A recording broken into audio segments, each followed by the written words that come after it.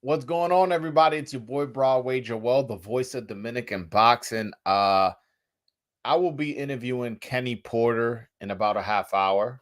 Uh, so the first half hour it'll just be me talking about boxing. I'm coming to you guys with another interview.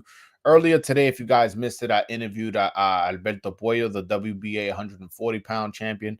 And by the way, Kenny Porter, for those of you who are not familiar with the name, he is Sean Porter's father. He is also the manager and trainer of Henry Cedeno Martinez. So this is somebody who's relevant to the page because he does manage a Dominican fighter, and also, again, he's definitely a significant person in boxing because he trains and he was trained and was the father of a former world champion in Sean Porter. So I hopefully you guys enjoy the interview. He's definitely a very outspoken guy, very very candid, and he's not gonna have hair on his tongue for any questions I ask him. I really like him. He comes across like a really how do I say, straightforward dude. But but before we do that, I just want to say, the more and more I think about the Michelle Rivera versus Frank Martin fight, the more I think Michelle's gonna get a stoppage, man. I don't know. I don't know. My man out here sparring Edwin De Los Santos. My man is always in the gym. And then I just recently saw footage on what's his name? On Frank Martin, where he falls over when he throws that overhand left. And when you fall over, you kind of leave yourself open for overhand rights and uppercuts and straight right hands, and even not so much the left hook, but he'll square up. He'll throw his overhand left, and his left leg will come with it, and he'll be square. And that's dangerous, especially for somebody like Michelle, who's a careful. I don't want to say a tactician, but he's definitely a careful boxer who picks his shot and doesn't waste his shots. Throws everything with intention and it has good boxing IQ. And if he could catch up on that, it could go really bad for Frank. So I'm not necessarily picking Michelle by knockout, but I thought for sure he's just gonna outbox this guy, win 9-3 or something like that. But now I'm like, I don't know. He might get this guy up out of there, man. He might. He might. Especially if he keeps working those uppercuts like how I saw him do in that last fight. But before I hit up my man Kenny Porter, I'm gonna put the link in the chat just in case anybody wants to call in while we wait, because he won't be joining us until 7:30 Eastern time. But I'm looking forward, man. I'm so happy with the growth of my channel and how these boxes are like really fucking with me, man. They really see the vision, and I'm really putting out the message that, Dominicans, we got to support, we got to buy tickets, we got to get the word out there and stuff like that. So it's exciting stuff. I want to see how far I could take this, and right now it's gonna go real far. I just see the vision, and I just see how much this page could be blow up, and I definitely think I see big things for this channel, man. It's been a crazy 2022. Now that we're ending the year, I'm thinking about how much my channel's grown, even just off quality. Like, I remember I seen some videos like 8-9 months ago, man. Like, the quality was horrendous, and now the quality of my videos and audio is so much better. So I definitely been out here trying to put the work. I wish I had a little bit more time to focus on my YouTube channel. I wish that, this is all I was doing. I wish this was a full-time thing, and it'll get there. It'll get there. I just hope I get there even stronger. Yeah, my man Michael Blunt. Shout out to little bro. I've been here since 2021. That is a straight fact. That is a straight fact. I think Carlos Monta has been here since 2021. What up, Carlos?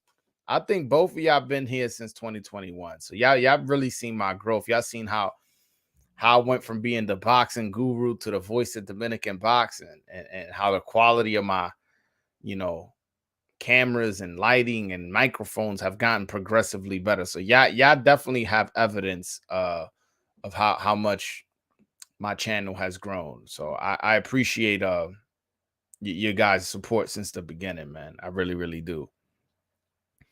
I don't know. Did you guys see my back and forth with Shakur Stevenson on Twitter? I don't know who's on Twitter because not everybody's on. But me and Shakur Stevenson had a real interesting back and forth. Now I wasn't even trying to like come at him like that, but he took it that way. And me and him, we eventually ended up having the whole back and forth thing where he was responding to me, I was responding to him, and things got interesting to say the least. Hold on, let me see if I can find it so you guys can see what I'm talking about. All right, hold on. All right, yeah, let me. Oh shit, hold on. Oops. Let me screen share our whole back and forth. I may have to make like a video on this on my own, but you know, we'll see. So this is what I wrote. So this I can't show the video because I don't own the rights to the video. So in this video, Shakur Stevenson's on an Instagram live, and Edwin De Los Santos hops in his Instagram live, and he's like, "Oh, I see you making Instagram posts about me, and you know, this, that, and the third. I don't. You don't want to fight me. You don't want to fight me." And I'm like, I find that weird that you saying somebody's calling you out on Instagram and you saying that he don't want to fight you. So I wrote this. Edwin De Los Santos had made 3 Instagram posts saying he wants to fight Shakur Stevenson, and Stevenson seems upset about it. Shakur doing all this talking, but we know this fight won't happen next, and De Los Santos will fight a better opponent than whoever Shakur fights. So again, I'm not really coming at him like that. I'm just pretty much stating facts. I'm trying to see. Oh, I think he quote retweeted me. Yeah, let me see. And then he responds by saying, hold on, I'm trying to find it. Because, yo, by the way, this went kind of like viral. Like, it wasn't even my intention. I just saw, I'm just bringing the news to my boxing public. And it went kind of viral. Like, a lot of people was tweeting and texting and hitting me up about it. I'm like, damn. It's not going to be as smooth as I thought it would be. But a lot of people were upset about me making that tweet. I'm like, yo, I don't understand. The guy called you out. What is he supposed to do? He calling you out, and he's the 2 people he's calling out is is Isaac Pitbull Cruz and Shakur Stevenson. Those are the 2 fights he wants. He wants those 2 fights. So he's calling them out. He's making noise. He's coming off a big win with Rayo. He has a lot of buzz around him just because of that win. So he wants another big fight. He doesn't want to fight a step. He doesn't want to take a fight that's a step down. You know what I'm saying? He wants to fight somebody who's either at his level or above. So Shakur Stevenson, in terms of accomplishments and notoriety, is above him. So he wants to fight him. I don't understand what's the problem. Why Shakur got all bent out of shape when Edwin De Los Santos calling him out wasn't even like on some disrespectful shit. He was just, calling him out, trying to make the fight. But hey, man. Shakur has other plans. He said he sent the contract to William Zepeda. We'll see. We'll see if that fight happens. William Zepeda is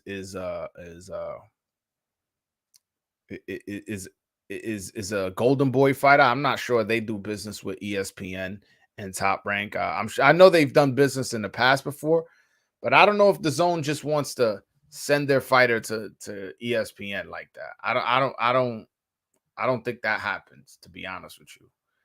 Zepeda, who would he fight? I don't even know. I'm gonna look at the lightweight division on BoxRec because because I can't think of who Golden Boy has at that weight division because he already fought Jojo Diaz. So, and I doubt he'll fight Ryan because Ryan is really a 140 pounder, if we're being honest. And not only is he a 140 pounder, I don't know. I think William Zepeda might be a little bit too risky of a fight with a Javante Davis fight looming. And by the way, I think he knocks Zepeda out, but I just don't think that it's worth the risk when you got such a big fight like that lined up. And, I mean, damn, Zepeda, damn, there's really nobody on that Golden Boy side like that. Or even the Matchroom side where they could maybe, just it'll stay on the network or it'll just be a cross promotion. Yeah, there's nobody really. I mean, there's some dudes you could offer. Yo, you know what fight I would love to see? I would love to see William Zepeda versus Gustavo Lemos. I know that's not a fight that would happen, but that I would love that fight. And by the way, I also read that Isaac Cruz, Pitbull Cruz, he's gonna go to IBF route. Hold on, let me text Kenny, see if he wants to hop on now. Yeah, Isaac Cruz is going to IBF route. So meaning if he wants to go to IBF route, you know who he's gonna have to fight for the IBF mandatory? He's has to fight Gustavo Lemos, a guy who I've been talking about on this channel every now and then. Hold on, I'm texting Kenny.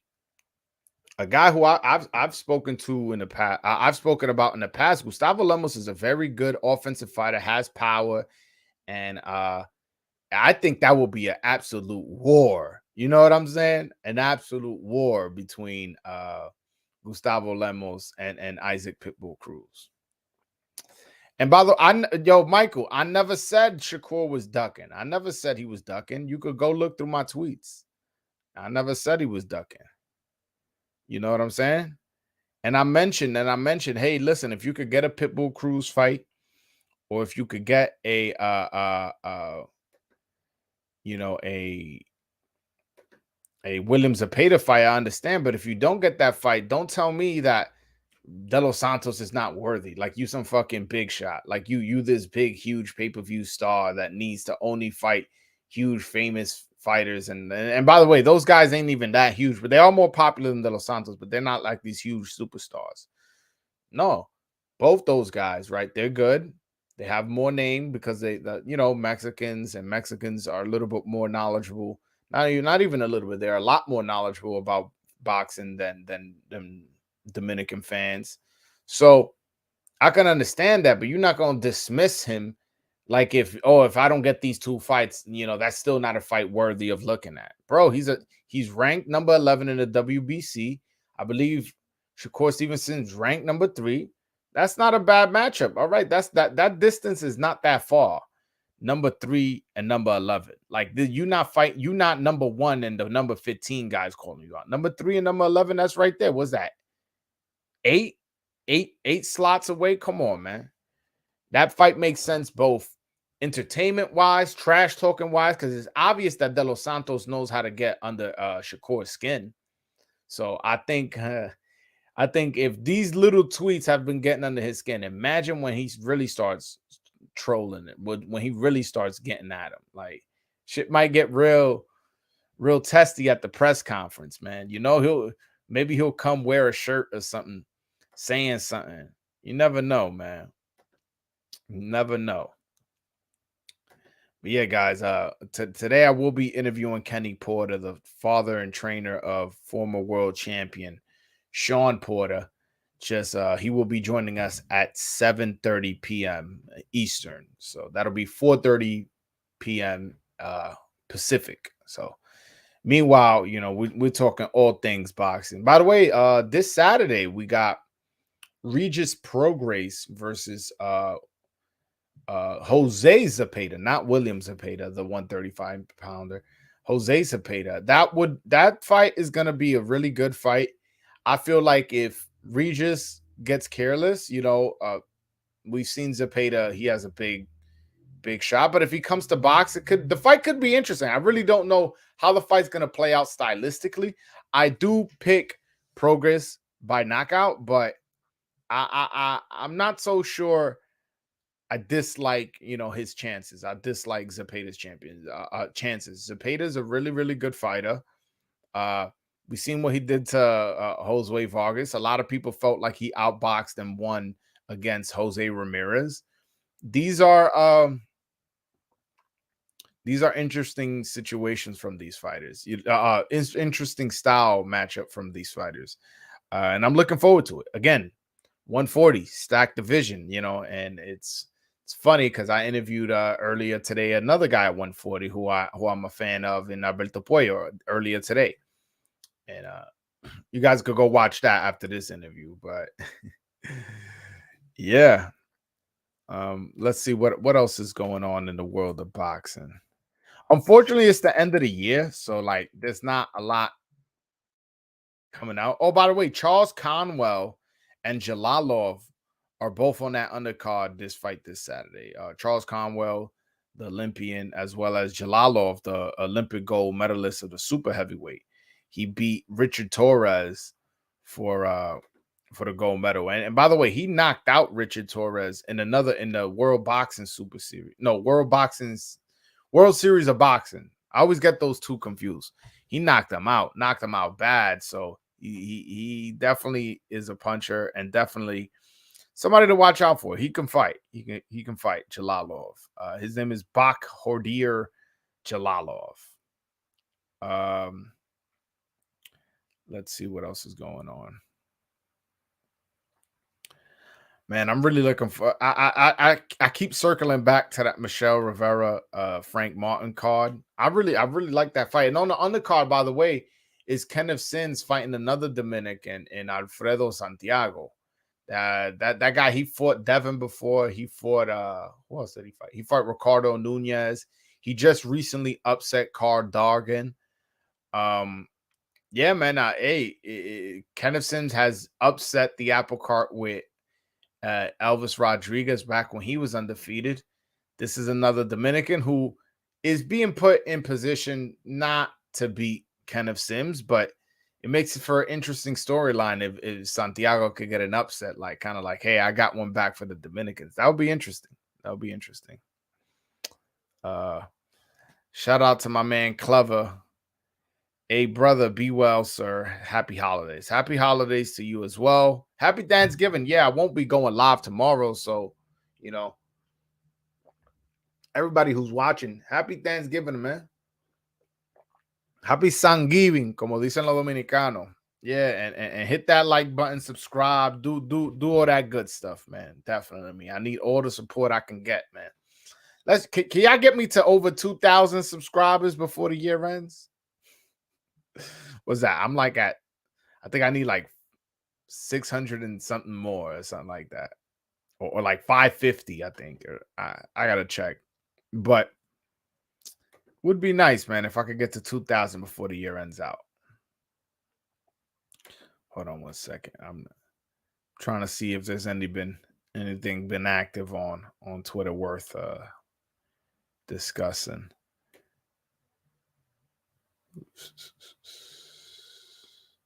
Oh, so the WBA, they ordered Lee Wood versus Leo Santa Cruz to consolidate their WBA titles, but it's the WBA. They've done it before, so I don't know what's going on with that. As far as is it going to happen? Is it not going to happen? They've given a 15-day deadline, but or it's going to go to purse bid, but we'll see. It's ridiculous that the WBA has allowed Leo Santa Cruz to remain champion as he's competed in a bunch of other divisions and been super inactive, and it's very confusing. Very, very confusing. Yeah. But 30 days for what? I'm assuming you mean that Michelle Rivera card. I'm gonna be there live and direct, man. I'm excited, man. I'm going. I'm going. I got my hotel room already booked. I already spoke to a few people that want me on their podcast out there in Vegas. Spoke to Hector and Bob. I'm gonna be go checking them out at their training camp. Hopefully, I get to see them spar. I'm definitely getting some footage from inside the gym, and I want to make connections. I want to meet people, exchange numbers and stuff. Not necessarily just Dominicans, just everybody, just in general, especially fighters and trainers. And if I could possibly meet managers and promoters, that'll also be cool. But yeah, man, let's go. Hopefully I can make all that happen. Not hopefully, I am gonna make that happen. How about that? I'm gonna be out there. I'm gonna be moving and shaking, getting numbers and introducing, shaking hands, kissing babies, doing all that good stuff, man. All that good stuff.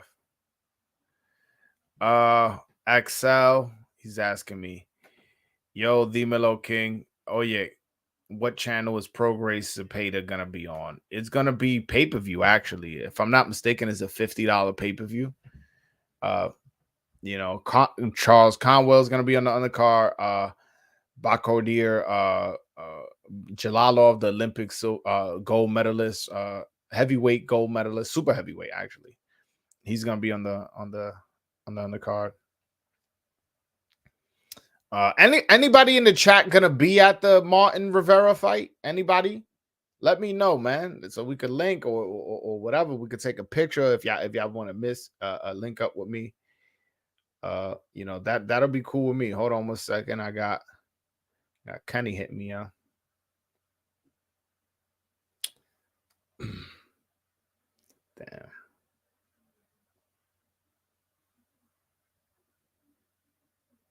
All right, he may be a few minutes late. Yeah. But yeah, XL, this is a pay-per-view. Sorry to be the bearer of bad news, but yeah, it is a pay-per-view. Unfortunately, that's no network. Well, what happened was, right, the fight went to purse bid, and Marv One Promotions was the one who won the purse bid, and they don't have the network affiliations, whether it be with Showtime, with ESPN or the Zone. So the only way they were going to put the fight on is pay-per-view. So that's exactly what happened. Yeah, Michael, the first half of 2023 for boxing should be fire. Absolutely. Right? You got Tank versus Garcia. You got Hector Garcia, I'm speaking of. You got Charlo Timzu. You got Benavidez Plant, excuse me. You got what else? What else is scheduled for in April? If Tank beats Hector Garcia, Tank versus Garcia is scheduled. Deontay Wilder versus Andy Ruiz is tentatively being spoken about for Cinco de Mayo. What other fights?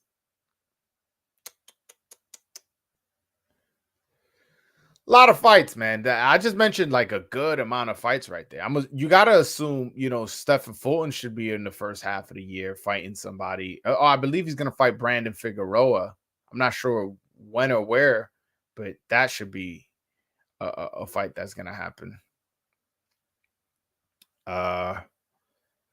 First half of next year is gonna be hot. It's gonna be hot, especially from the PBC side, man. There's a lot of fights that are gonna be made that we're gonna be really excited for.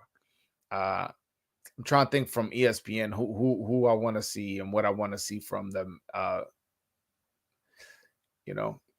When is Devin versus Loma gonna happen? I'm assuming that should happen sometime in April, sometime in May, March.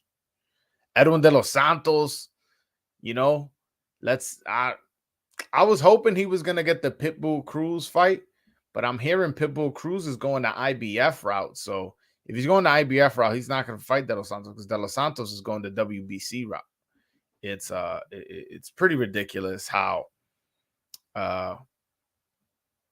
certain fights just can't happen due to politics, due to duckings, and due to managers of moving and grooving and doing funny shit. So unfortunate, but that's just the way the sport works, unfortunately. Um, yeah, man. Um, so Kenny texted me. He said he's in the bank. He's doing some things. And I mean, I had told him the time. Hopefully, we could work this out. Hopefully, we can work this out, and it won't be on too late. Thoughts on the fights on Saturday? Wait, the Regis Pro Race. I already gave that. Hold on. Is there another fight besides the Regis Pro Race one? Regis versus Jose Zepeda. I got Pro Grace by knockout, but I'm not one of these people totally dismissing Zepeda's chances. Zepeda's a proud fighter, man. Oh, Zach Parker versus John Ryder. I forgot that was this weekend. I got Zach Parker winning. I thought that John Ryder just beat Danny because Danny is shot. He doesn't have, he can't pull the trigger anymore, and I don't know. I felt like he barely won. I did feel like he won. A lot of people felt like Danny got robbed. I'm not one of those people, but I got Parker winning. I got Parker pulling it off. Winning a wide decision. That's how I see it. And I already mentioned that Regis versus Zepeda. I got Regis. I got Regis. I ain't even I'm looking at the schedule. Dillian White fights this weekend. Damn, I'm so entrenched with Dominican boxing. I'll be forgetting. But honestly, to be fair, he's fighting Jermaine Franklin. That's not a fight necessarily I'm super excited to see and like had it circled on my calendar.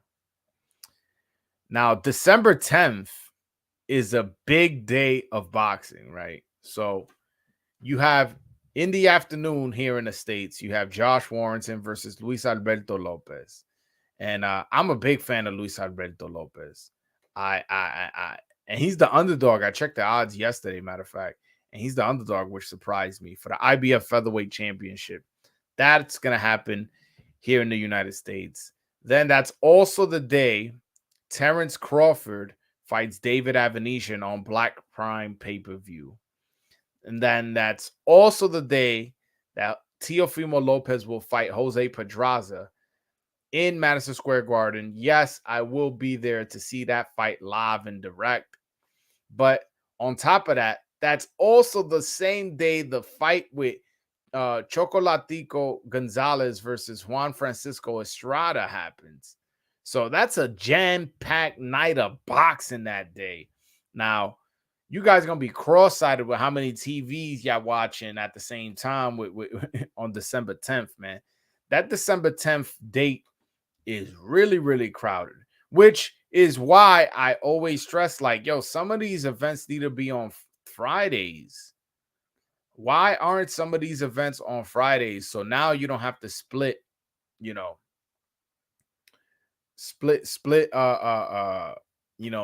time where, oh, you want to watch some of this and you want to watch some of that. Oh, Chocolatico Estrada's December 3rd? Hold on. It's not what it says here.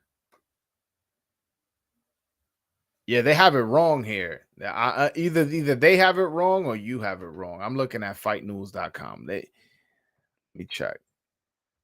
Let me double check.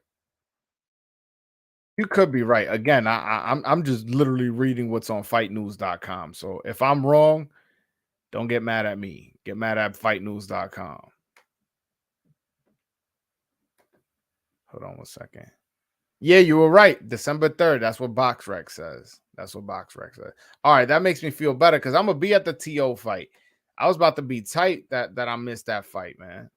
I was about to be real tight, but I'm glad I'm glad that that's not the case. That's not the case. Yeah, no, yeah. It is the 3rd. That was again, not even hold on before y'all think like, damn, Broadway bugging. So listen, I'm going by what's on fightnews.com. Let me show y'all that is not. Look, it says Juan Francisco Estrada versus Chocolatito Gonzalez 3, December 10th. I don't know if y'all can see it. December 10th. That's what it says there. So I'm going by what that says. I wasn't going by memory. I figured, I was like, oh, I thought it was the 3rd. I guess I was wrong. It's the 10th. Boom. I was like, oh, wait a minute. It's not. That's going to be a good fight, man. The first fight, Chocolatito won pretty clear. The second fight, I thought it was a close fight that could have gone either way, but a lot of people make it seem like it's a robbery. Oh my God, never should have happened. I'm thinking of rescoring that fight the way I do my other fights, and like seeing who really won that fight. Is it a controversial decision? Hold on a second. Kenny's texting me now. Again, I told you I was gonna be late.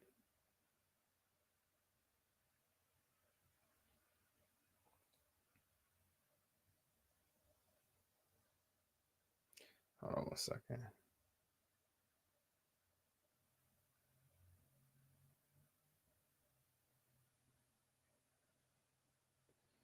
Yeah, it's all good. It happens. He'll be late. It's all right. It's all right. It happens. Listen, this isn't the first time somebody's been late on my live, and it definitely won't be the worst. Earlier today, I don't know if you guys were on, if all you guys were on when I was interviewing Alberto Puello. He was having trouble with the link. Me and him, we was going back and forth. And then I had to like send it to him a different way. It was a whole mess, but he got on, and we ended up having a really good interview. So I'm happy. You know, the fight happened. The fight. You hear me? The interview happened, and it went well.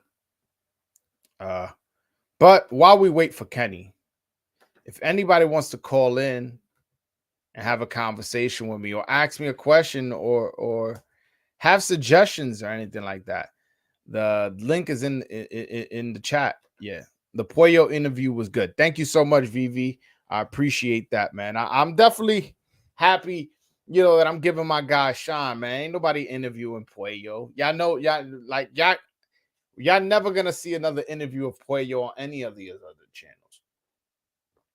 Not unless they go to his gym. Not unless you know, it's after a fight or something like that. But the way I just did it now, his name is, nobody's talking about Puello. But you came to my channel and you see me interview him, and I gave you the chance to ask questions and all that. So that's what I like what I'm doing, man. I'm keeping my guys relevant. I'm keeping my guys' names in the mix. That's what I'm doing my thing, man. I'm doing my thing. Alberto Puello, he said that he's fighting in March, and we kind of figured it out that he's most likely going to fight on the undercard of David Benavidez versus Caleb Plant. That's what we kind of gathered together. I want him back in Vegas, man. I want him to hurry up, get his ass back to Vegas the same way Hector Luis Garcia did, man. Get your ass to Vegas, start training with Bob Santos, run those miles, you know, do those sit-ups, do those push-ups, hit those bags, go spar, go get that good sparring out in you know, in Vegas where the best sparring is. I need that man over there, man. He need to be over there now. Puello is a Bob Santos fighter. Enough said. Dude's making his case as one of the best trainers in boxing. Yeah, I mean, he's definitely trainer of the year. I think Derek James has a case because, you know, Errol Spence beat Ugas and what's his name? Charlo became undisputed this year. I think he has a case, but you also got to remember he's about to take a L with Michelle Rivera versus Frank Martin. So Frank Martin about to take a L, so that's gonna be on his resume. And didn't he take a really bad L against Marcus Brown and Artur Beterbiev? Well, Beterbiev just beat the snot out of that guy. Was that this year? I could have sworn it was. If I'm wrong, my bad. But I'm pretty sure that was like in February or something like that. So, like, as much as we give you props for your, you know, your wins, you know, we also got to knock you down a little bit for your losses. You know what I'm saying? So let me see when that fight was, just so I'm Marcus Brown. What's the date? Hold on a second.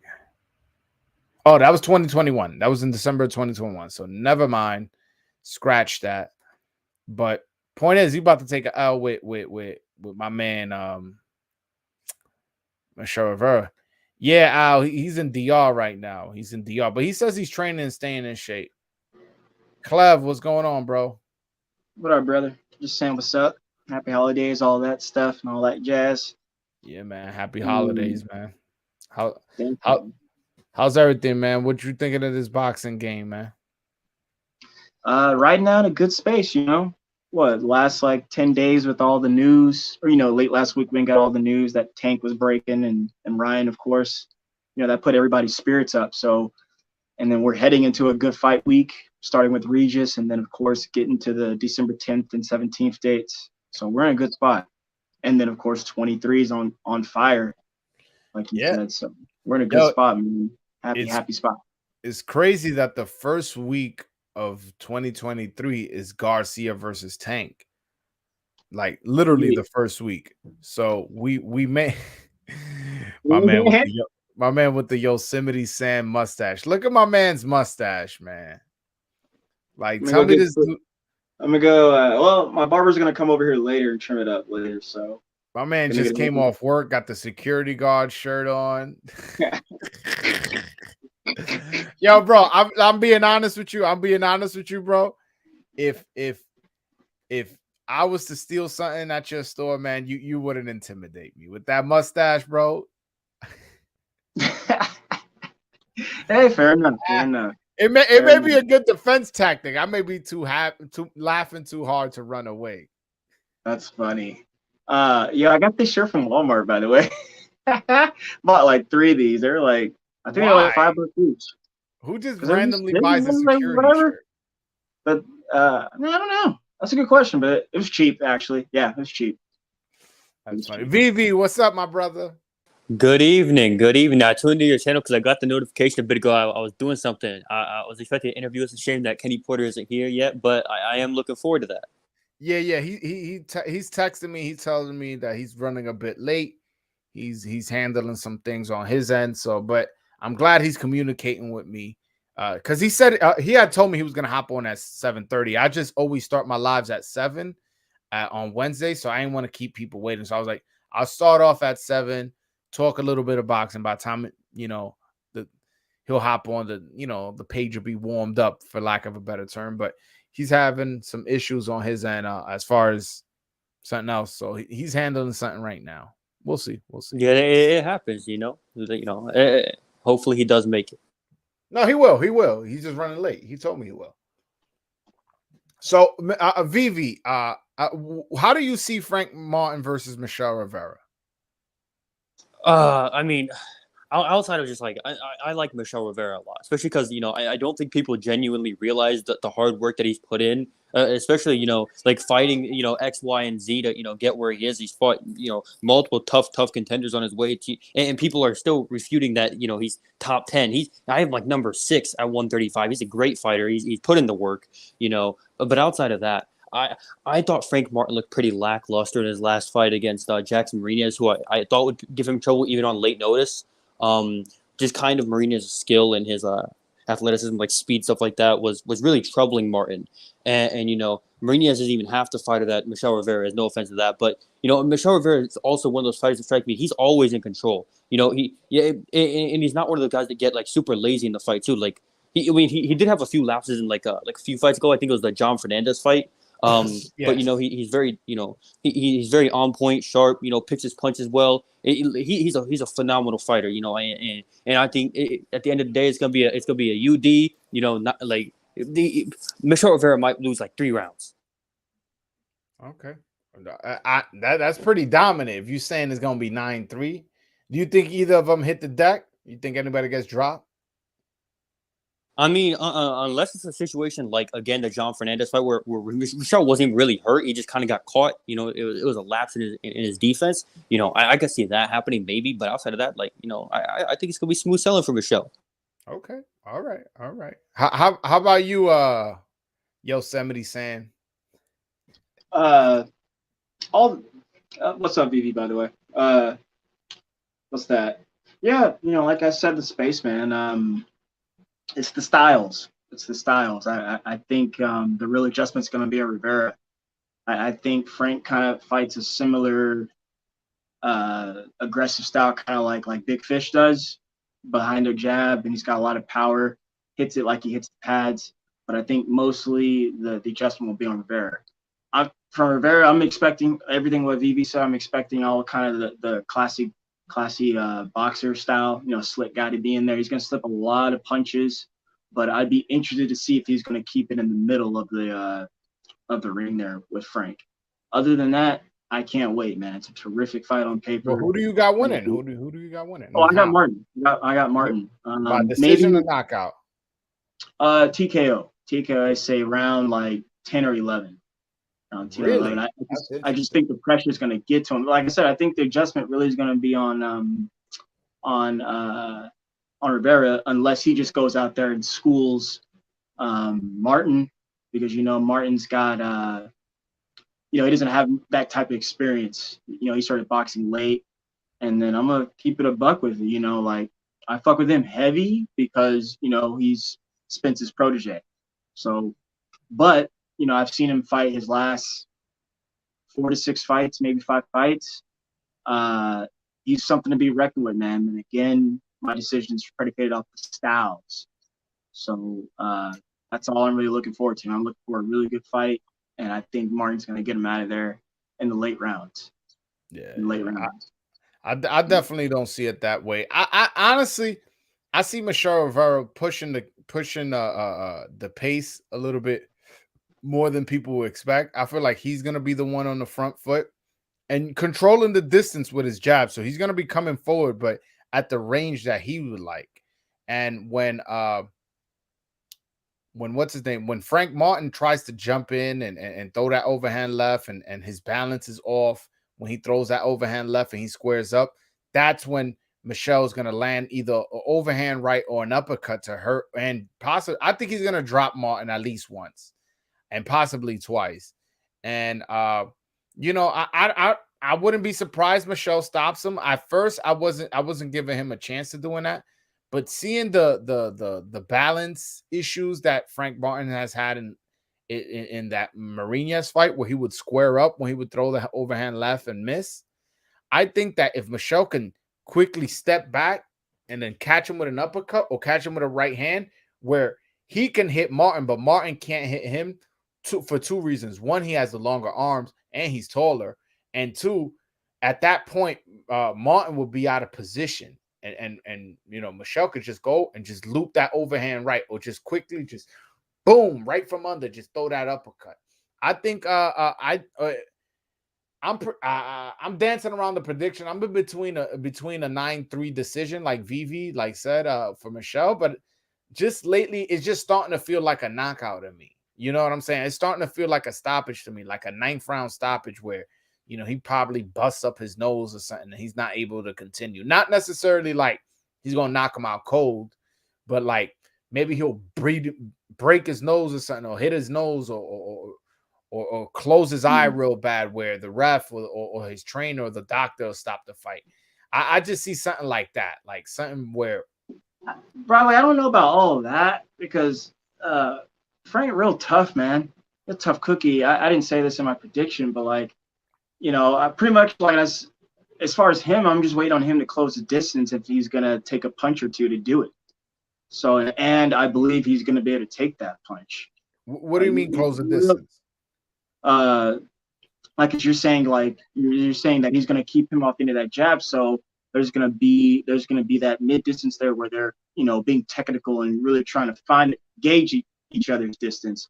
So when I said he fights behind the pads, he really be fighting like that, man. He going jab. Yeah, but the thing is, right now with the dimensions of the fighters, both Frank can only fight coming forward against Michelle at this point. He's shorter and he has shorter arms. See, maybe, now, but Michelle has the longer reach. Yeah, that's cool. That's fine. No beef with that. That's so he cool. can control the distance from the outside, and he'll fight from the inside like we did in his last fight. Well, Frank can fight on the outside and the inside. Probably maybe not as good as him is in some spots, but vice versa as well. But I'm glad you said that because that reminds me of another big fight like the Tank and Ryan fight, where I think pretty much Ryan was going to have to, even though he's the bigger guy with all the dimensions, he's going to have to extend. So the beginning part of that fight, they're both, it's going to be very defensive and technical like this one at first, until Frank decides to close distance, which that's kind of what he's known for. And if he's going to take Michel's punch, but you think, listening to you think possibly he's going to knock him out. So I can't wait to see it, man. I can't wait to see it. And another thing, like this is also like a big step up for what's his name, Frank Martin. This is like Frank, yeah, you can say, oh, this is a big step up for Michel, and I'm not even gonna necessarily disagree, but there's less of a gap between a John Fernandez and a Frank Martin than it is a Jackson Mariñez and a Michel Rivera. There's a bigger gap there. Like there's less gap from a Ladarius Miller, yeah, but I won't use Joseph Adorno. Joseph Adorno. You get what I'm saying? That gap isn't as wide as to Frank Martin. He's going from fighting Duno and Mariñez to fighting Michel Rivera. That's a pretty big jump. And I feel like that, on top with the fact that he has less pro fights, that he's shorter, has shorter arms, I think all of that encompassing is like a lot of things that favor Michel, and Michel's going to take advantage of all that. I'm not mad at that. I'm not mad at you on that at all. A, we got to see it, and then B, I was going to say, when I was trying to butt in there, like, I don't even think it's that extreme, man. Like I said, I believe I've seen some things that I like from Frank, that I know he's the goods. The young man's just got to prove it. And you're not wrong at all in the experience factor. I said that early on, where like I think that hurts him a lot. But he's in his physical prime here. I got to see it. Got to see it. I'm very excited for this fight, though. I cannot wait. I want to be there. When you're talking about it earlier, experience thing, though, like Michel's already been through it. Like right. I don't think there's anything Frank Martin can bring that Michel hasn't seen before. Like as a pro, he fought Yankel Leon, who's a great amateur. Good skills. Rene Tellez, who can bring the whole package. John Fernandez, who dropped Michel but didn't really hurt him. And John Fernandez hits very, very hard. Very hard. Michel Rivera was fine. You look at his resume, he's a knockout artist. But sorry, bro. Like, I'm not even like trying to go that deep with it, because like I said, this is all based off their styles. We got a boxer versus a boxer puncher here who brings a punch. So who's ever going to be able to get off their stuff is going to pretty much how it's going to be determined. I'm not disagreeing at all with what either or you guys said. Like, this guy's got way more experience than him. But I'm looking at their styles, and I want to know the outcome. I'm not betting on the outcome. I just want to know it. I want to see it. So we got to see it. But yeah. Okay. Yeah, one of my big things also, like with Michel, I'm not sure Frank Martin's the best guy he's fought. Like, I don't think he is. I think Ladarius Miller is better than Frank Martin, to be honest. So like the step up here for Michel, I mean, I think it's a step sideways. A step up would be like if he was fighting like Tank or even like Jojo Diaz or something. Frank Martin, he's been fighting guys on that level for years. No, I'm with you. I think that I literally just said that, kind of what you said. It's a big step up for Frank. And yeah, maybe he's sparring tough competition, and he's around Spence. He's around Spence, and he's around all these big dogs. But at the end of the day, you got to look. This is still a big step up in terms of competition. Your best win can't be Jackson Mariñez on 9 days' notice, and compare that to Michel Rivera. It's just gonna go bad for you. And I think that's why I've been leaning. The closer and closer the fight goes, I'm like, I don't know. Michel might get this dude out of there, man. I can't wait. Hey, Broadway, I heard Michel Rivera and Edwin De Los Santos was sparring recently. You heard anything about that? Yeah. He went to his training camp. They're sparring right now. Also, another Dominican who's undefeated, Eridson Garcia's down there. They're sparring. He's getting good work down there. He's getting good work, and you can even make an argument that De Los Santos is better than Frank Martin. He has a better win than Frank Martin, that's for sure. And I heard Michelle Rivera was giving Edwin some work, taking Edwin shots fine, So those are good signs to me. Those are very good signs to me. Yeah, I haven't heard too much details as far as the specifics of the sparring matches, but I know for a fact they are sparring. Ari, what's up, De Lo Mio?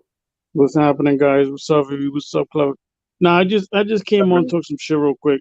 Listen, I went back and watched some fights last night. I watched some Michelle Rivera fights. I watched a little bit of Frank Martin.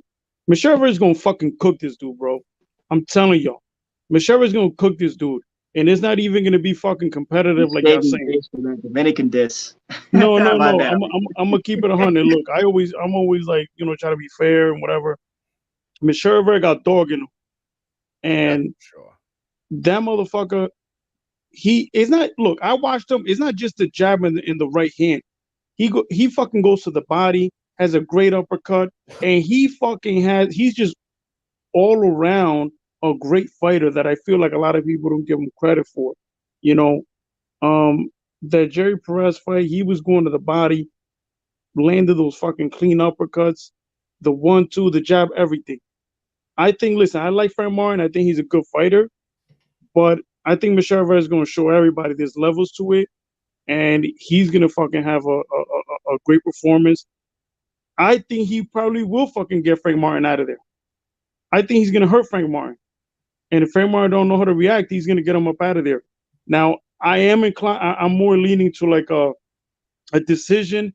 It could be fucking probably 10-2, 9-3, but like a complete one-sided fight. But I wouldn't be surprised if Michelle Rivera gets him out of there. Yo, Ari, right? You see when we see the tape, we saw the same thing, bro. At first, I was like, "Oh, it's gonna be a close fight." Then I started thinking, I'm like, "Nah, I think Michelle's gonna be a decision." Then you start watching tape, and you're like, "Wait a minute, I think Michelle's gonna knock this guy out." Like that dude is not in Michelle's league. I don't think. Yeah, so. Like I said, Frank Martin got power. He's very athletic, but I think Michelle is just that much better. And one thing that I liked about Michelle Rivera, even when he fought on the inside, he was going to the body really well. He was landing really good uppercuts. And whenever he got hit with something, he like automatically reset and went back straight to the jab, right? If he was get hit, he'll go right to the jab, get his distance right away again, and then, start working from there again. But I think it'll be, like I said, man, I think it's going to be a one-sided fight. I think Michelle Rivera is just going to dominate, and I wouldn't be surprised if he gets Frank Martin out of there. Two questions. I wouldn't either. What was the fight that he fought in 21 on the or it could have been the earliest year that he fought on the undercard, or he fought in Carson and it was daytime. Who's that fight for Rivera? And then you said that you watched a little bit. That of was Frank the John too. Fernandez. That was a John Fernandez fight. Okay, that's the one I'm gonna go watch that one because he really shined in that one to me.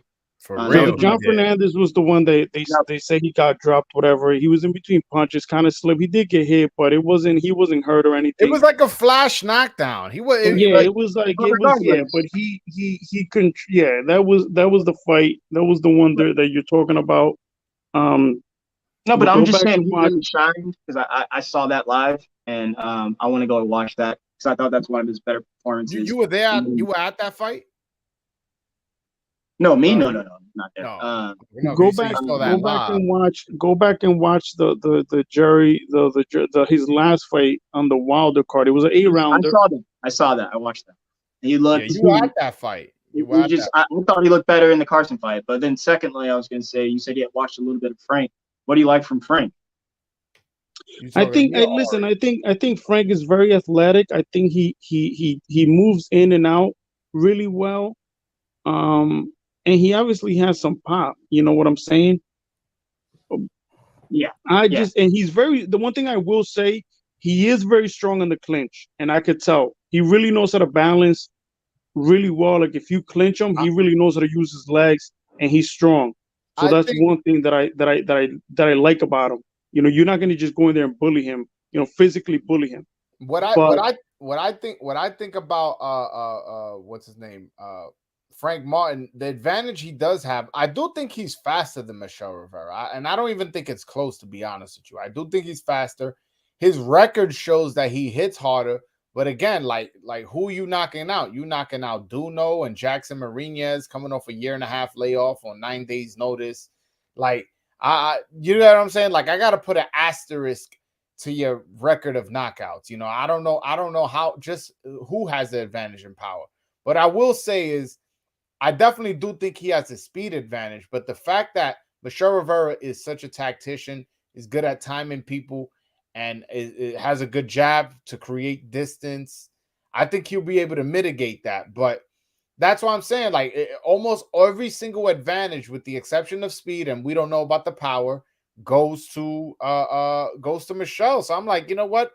I got this guy winning. I got this guy winning. And again, I think I'm leaning by KO. I think I am, believe it or but not. even with the speed, I know, like I said, I know Frank Martin is fast, but like I said, going back and watching Rivera fucking jab is quick, is sharp. Um, even when he throws those uppercuts, man, he goes to the body. He got quick hands too. I don't think the speed is that far off. You know, I don't think there's a huge advantage there. No, I think he's faster, and when I say faster, I mean his hands and his feet. So I do think he has faster hands and faster feet than Michelle. Michelle, not saying he's slow, but he seems kind of like, you know, very like measured and stuff like that, and Well, kind of like, Frank Martin is more. How can I explain it? I think he's The more of way an he moves athlete. he's like more explosive, I guess, more Yeah. like herky jerky, like twitchy, like very twitchy, you know, speed, I guess. But Rivera got some speed on him. Yeah, No, his legs are different. I ain't say he was slow. I just think Frank got the advantage. That's it. I ain't say he was slow. I'll say it again. It's the styles, gentlemen. You know, you got this classical boxer who's very light on his feet and knows what to do, and that tactician work comes into place. But then you got this other style, this boxer puncher who's fast, twitchy, explosive too. He's lacking on the experience side, but his whole style is breaking you down. That's all he's trying to do, is beat you up and break you down. So every chance he's get, whether old boy's coming in and out, here, take that with you. That's why I was saying I think the adjustment's really going to be on him, and I go the opposite, Broadway. I think he's gonna get him out of there late. But I can't. I don't see Frank Martin stopping Michelle Rivera. I don't see it. I haven't seen Michelle Rivera hurt like that, where he's like stumbling or tired or hurt. But no, I understand. But Frank Martin's gonna have to catch him with something real big and real, like really. Yeah, I don't know. I don't see it. Well, you know what I think part of it is, and I think, well, a lot of it, this fight is being labeled as a 50-50, and I think that might be like because Michelle Rivera's hand injury against Adorno, where, you know, he kind of looked flat because, you know, he only had one hand. So you didn't really see how dynamic and how many tools that he has. You know, if you go watch like the Romero fight, or even watch like his last fight against Jerry Perez, you know, he can do so much. You know, he's a jack of all trades, and you didn't really see that. A lot of people saw that Adorno fight, and I saw a lot of people saying, "Oh, Michelle Rivera is boring. Oh, he's horrible. He just, you know, jab and run or whatever." You know, and you didn't really see, you know, his full capabilities. You know, you go back and watch all the other fights that he's had, and it's like, oh shit, this is not a 50-50. Yeah. No, I mean, it's weird how slowly we've gone, with the exception of Clever, we've gone from it being a close fight to now it being a more wide fight. And you brought up the Adorno fight, Vivi.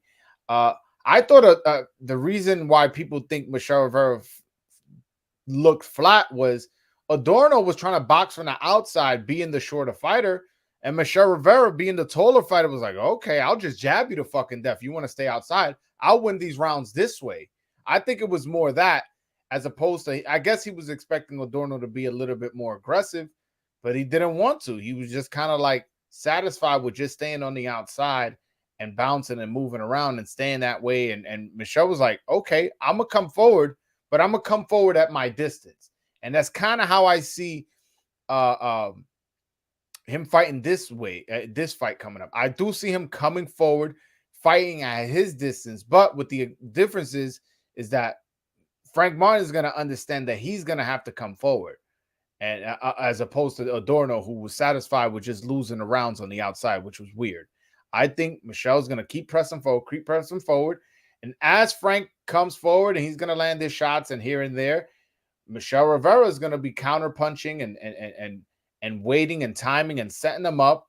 And I think eventually, I think he's going to bust him up somewhere, whether it be a nose, whether it be an eye, a jaw, ear, something. I feel like he's going to bust him up to the point where the referee, doctor, trainer is just going to be like, you know what? You had enough. You had enough. You're not going to win. Let's just leave it right here, man. Live to fight another day. You're still young. I think the way the fight's gonna go, Michelle is probably gonna be up 5-0, 6-0 after the first 5-6 rounds, just fighting from the outside. And Frank Martin is gonna have to commit to trying to get inside. But once he tries to get in the inside, he's gonna realize that the body shots are gonna be there, the uppercut's gonna be there, and Michelle is well-rounded fighter. Like I said, man, I think Michelle Rivera is gonna make a statement, and he's gonna show everybody there's levels to it, and that's the way I see it. But I'm gonna jump off, guys. But yeah, man, I just wanted to jump out here real quick. Nah, but I'll catch you guys. Be cool, man. All right, man. Later, guys. Yeah, Kenny should be hopping on in a bit, so I'll let you guys on. Vivi, how you been, man? I haven't heard your voice in probably 6 months. Oh, well, that's quite a long time. I don't know. I'm chilling. I wish there was more boxing to look forward to. This week Zepeda Prograis is okay, but I don't really feel like watching boxing. Some shit cards to look forward to. I can't get excited for Fury Chisora 3. I can't. To be honest, Teofimo versus Sandor Martin is a good fight. I can't get excited for that. Why not? I don't know.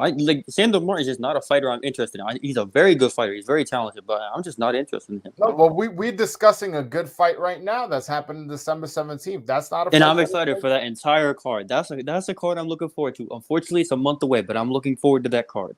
Who else is on that card besides Kenneth Sims, who we already? Oh, well, guys, I'm gonna let you know. I'm gonna let you guys go. I have Kenneth recording. All right, man. Catch you guys. Hey, Kenny, how's it going? I wish I could say it was going better. I apologize for being late. There's this little thing, man, you might not know about banks. They'll let you put the money in.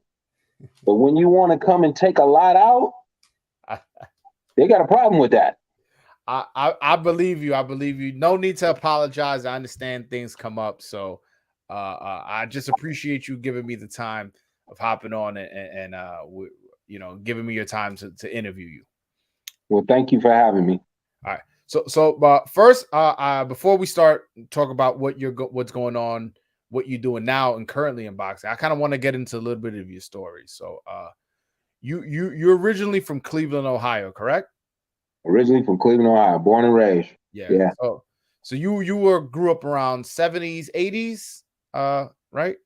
I was a kid running around in the 80s.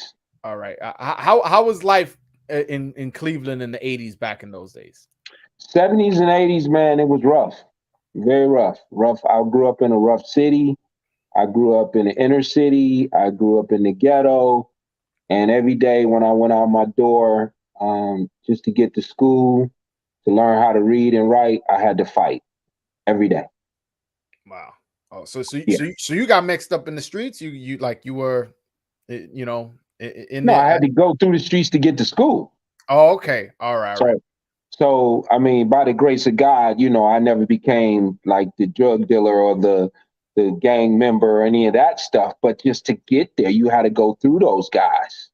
Yeah. Wow. To get to where you were going, So I can remember as early as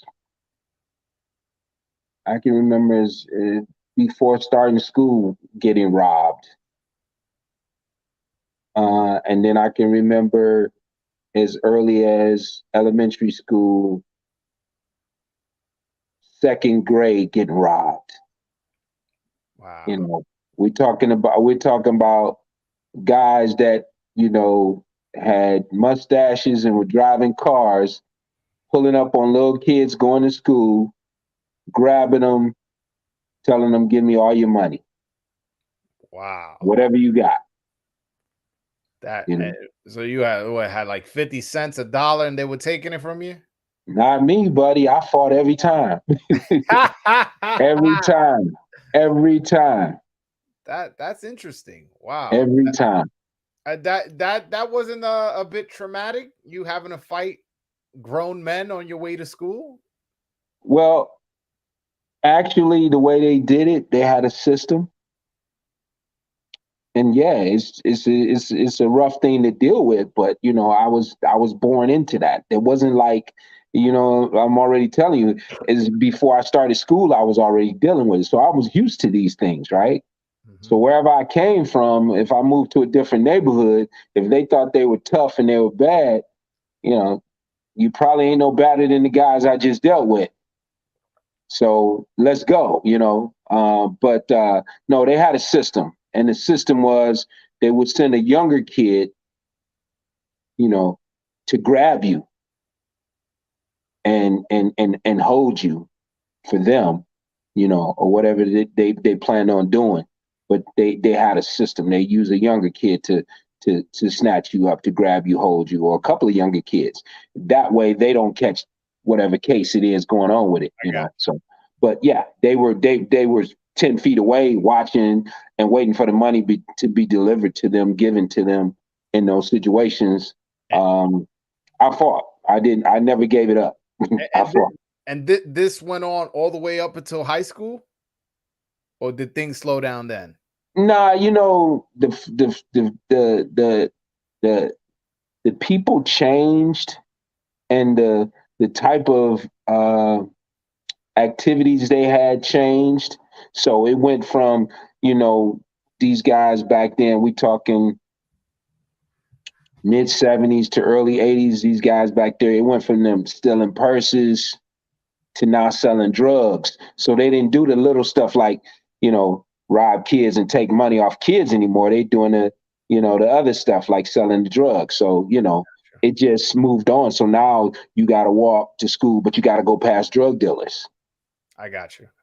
You know, and you got to go past somebody that's offering you a drug or trying to make you sell a drug or do a drug or whatever they wanted you to do to be involved with what they had going on. And you wasn't tempted to sell drugs or do none of that stuff. Dude, I was so against anything that everybody else decided they wanted to do. I went the other way all the time. So whatever you was doing that you thought was cool, I didn't like it. I didn't want nothing to do with it. And if you didn't like what I said about it, that meant we was going to fight. Now I'm happy because I get to fight, you know. And so I enjoyed that part of it, you know. So peer pressure never bothered me. Somebody offering me weed, somebody offering me drink, that kind of thing never bothered me at all, because I knew the inevitable was, if they don't like what I'm saying and how I act or how I react, we get to fight. And then I love that part. So, you know, it got to a point where the reputation came and nobody wanted to offer me anything or wanted me to be in the gang anymore and all that kind of stuff, you know. That's cool. Did you, like, you're a great father. You're a great trainer. I think we both could agree with that. But like, you're a great father. Did you grow up in a 2-parent household? No, I did not. No, I did not. So I grew up with a mother who was the mother and the father. Okay. And there wasn't nobody harder than her. She was the hardest brick I know. So okay. She was the bad mama jamma. So yeah, no. My dad was not around, didn't have a relationship, saw him here, there, you know, not very much. And you know, I took everything that I got and learned and earned from my mother. Okay, so all your you know, your strict principles and it's all from mom. That man, shout out to Mama Porter, man. She definitely did a great job. Because like I mentioned, you're a great father, man. I can only aspire to be as good as you, man. Wow. You know what? the best job, I'll tell you this, the best job I ever had was being a father. The boxing stuff, that's extra. People watch that and they think that's who you are, but that's the extra. You know what I mean? The best job I ever had was being a father. So I was a single father of 2 and raised them. And I like to believe I did a pretty good job with them. As I can look out of this window right here, I can see Sean's house. He bought a house right across the street from me. And I asked him, dude, why you buy a house across the street? He already had one 2 blocks up the street, 2 lights. I said, why? You know, you already. He said, I thought it'd be cool to live across the street from my dad. So I think that's a confirmation that, you know, I must have been doing something right. No, for sure. I definitely wanted. It was on my notes to tell you that I appreciate you how you are as a father. How did you become a boxing fan? Did you have an uncle, or did you box yourself? How did you become a boxing fan? Early on, as at a young age, you know, learning that I was strong, learning that I could fight, learning that I could play sports and things like that. There were some people around, and you know, they at a young age took me to a gym, and that was an uncle. You know, took me to a gym, and I got to go in there and see these guys who I didn't know who they were. It didn't mean anything to me at all at that young age. I find out later on, by the time I'm like 12, 13, you know, hey, that's the guy that was at the gym. See him on, you know, see him on TV. Or hey, that's the guy that was at the gym. I've seen him on TV. And early on, I was in that gym. You know, there was an uncle that took me there, and early on, I was in that gym, and Larry Holmes was in there sparring. Don King was in there running his mouth, you know, and then by the time I'm 12, 13 years old, I see these guys on TV, and it's like, hey, that's the guy, you know, and it comes back to you. I was taken into the gym at an early age like that, but that was basically because the uncle or the people that I was with, they wanted to go to the gym and see the fighters. So I got to go along, but I wasn't taken to the gym for, hey, you know what, we're going to put you in this boxing, you know, and the rest of that became, you know, on me. But yeah, I did get into a gym early because of somebody else. And then the way I actually started boxing and joined a gym was because a little buddy of mine, when I was 12, seventh grade. Yeah, 7th grade, 12, 13, we're right that age. A buddy of mine, he said, hey, man, let's go down here to the Police Athletic League. They playing basketball today. I said, okay, cool. At this point, I've been on a couple of wrestling teams for a couple years. I've done some gymnastics, but I haven't played basketball. I've thrown the ball up in the air, but I haven't played. You know, I haven't been on a team or anything like that. So we go in, and they're like, hey, we're going down in the gym. We're going to shoot around. Okay, we go down to the gym to shoot around. And while we're doing that, the guy says, all right, guys, line up. So we line up. And they say, okay, everybody do a layup, you know. Everybody runs to do a layup. If mine doesn't go in, they say, okay, everybody get on this free throw line, you know. Everybody shooting the free throw. Mine doesn't go in. Nothing. My little buddy, his didn't go in either, right? You shoot the free throw. You know? All right, guys, over here on this side, you know, shoot a little jumper from over there. And then, all right, you guys stand over there. You guys stand over here. And we just playing around, and I'm thinking that's what's going on. Until we realize the guys separating us, and we go over there to try to, you know, play the ball with them a little bit, and they're like, nah, you got to go back over there with those guys. What do you mean go back over there with them? The ball came over here. I caught the ball, so, you know, I want to shoot it or whatever. So, nah, man, you over there. You got cut. What do you mean? We over there, we got cut. What are you talking about? It was tryouts, man. Everybody tried out, and you got cut. Right? Mm. So now everybody's laughing because we didn't even know we was trying out. We didn't even know that's what was going on. You just went to go play ball. Yeah, you Yeah, just we wasn't just throwing the ball up, right? So they make, and I'm real short at that time. I don't even know how tall I was at that time. I don't know. I could have been 4'11" or something. I don't know, but they laughing at us, and so my go-to thing every time, all the time, oh, it's a fight, right? That's just me. That's my go-to. That's where I come from. It's a fight. So I told my buddy, I said, man, we're gonna wait on them upstairs. When they get ready to leave out, we're gonna beat them up. This guy looks at me and said, man, I can't fight. I said, why? You gonna get in trouble with your moms or something? He said, no, I don't know how to fight. Mm. I said, don't worry about it. I'm gonna beat them all up. So I'm a badass, right? Yeah, I'm 4'9", but I got muscles popping out everywhere. And I done been on a wrestling team for 2 years, and I done been in every street fight on every street that I done lived on. So let's go. So we standing up here, we waiting on these guys to come out, and they keep pointing at us, laughing at us. So this guy walks by, this old man, he walks by, he said, hey, what y'all doing? I said, we waiting on them to come out. We're gonna beat them up. He said, you gonna beat them up? I said, yeah, we waiting on them to come out, we're gonna beat them up. He said, you can't fight. I said, yes, I can. He said, no, you can't. He said, yes, I can. He said, you don't know nothing about fighting. I said, I can fight, man. He said, let me show you something about fighting. Come on in here. He takes me down the hallway and into a room. There's boxing ring, bags, speed bags, jump rope, all this stuff right there. And that was the beginning of me learning how to box. And that man, I credit him with my basic fundamental foundation and basically everything that started me off into boxing. That man is named Clint Martin. God rest his soul. He's passed on. And we called him the Godfather of boxing. He's in the Boxing Hall of Fame in Cleveland.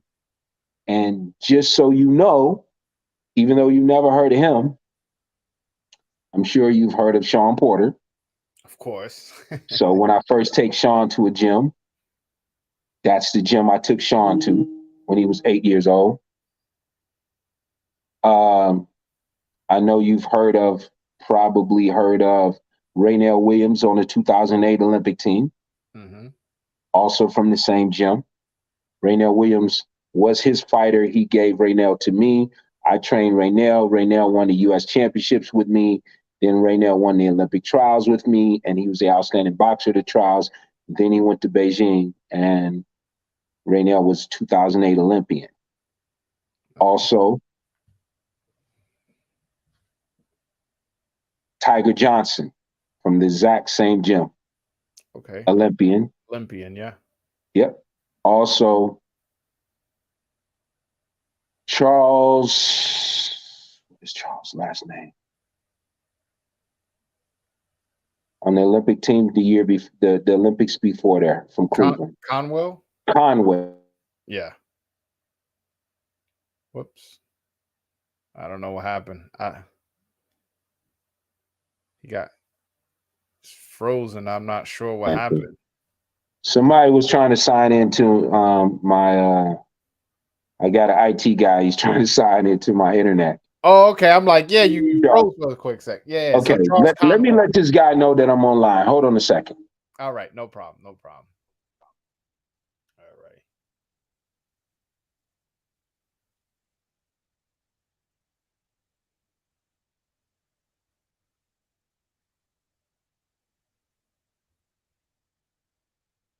Conwell. Okay, so that's Raynell Williams, that's Tiger Johnson, that's Charles Conwell, all from the same gym. That's Sean Porter, 2-time world champion, all from the same gym.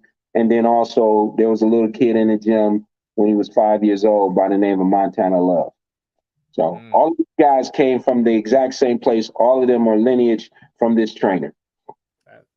That's interesting. How did you become a trainer? Because I know you train your son. And what was that transition like? Who was your first fighter? When did you become a trainer? I've been doing this now since 1990 nonstop. 90? Since 1990. So 32 years, about to be 33 years. So I was training way before Sean got started, training other fighters. How I got into training, even prior to that, like when I was playing football, when I was 13, 14 years of age, when I would leave my football practice, I would go get a little group of kids in the neighborhood and line them up. And I got T-shirts, and I put numbers on the back of their T-shirts with a marker and their name. They called me coach. I was walking around with a clipboard at 14 years old. So it was just a general thing it was a progression of things that I did at a young age with other kids, always helping kids and working with kids. But when I was in my early 20s, I got a really, really good job that I thought with a 401k plan and a retirement plan and dental and eye and all that kind of stuff. And being a single father and having that type of job, it was necessary for me to commit to the job 40 hours a week and to get that extra overtime whenever I could. So me turning professional at that time just wasn't going to work. So what I was doing was I was in the gym, and I just decided that, I want to help a kid out. And I helped a kid. And the very first kid that I worked with, a kid in Akron, Ohio. So I had left the Cleveland area. So even though I say I'm from Cleveland, I left Cleveland in 1990. So I've been gone a long time. Mm-hmm. So I've been gone a long time. So I left Cleveland in 1990, and I was down in the Akron area, and I was training a little kid by the name of DeAndre Johnson. We called him Flash. And he was the very first kid I ever trained. Put him in a state tournament, he wins that. Put him in a regional tournament, he wins that. He goes to the nationals, and he makes to the finals of the National Junior Olympics. The finals of the National Junior Olympics. He wins this, he's going to be the number one kid in the nation. But he loses to a kid by the name of Hector Macho Camacho Jr. That's how far back I go with this. We fought Hector Camacho Jr. when they were 15 years old. And I think Hector's probably 45 now or something. Yeah. So he's, but I was a young coach at that time, and that's what happened. Now, when the kid came home, he's number 2 in the nation, and everybody's pulling at him. Everybody wants him. Everybody's telling him how great he look, how great he is. And they're also telling him, that young dude can't train you. He don't know what he's doing. You need to come with us. And so there was this big fight over this kid that I was training. They wanted to get him away from me. And it actually came to a situation one day, it was about to become physical. And so the physical part that was about to happen was with me and his uncle. And in that situation, I thought about it.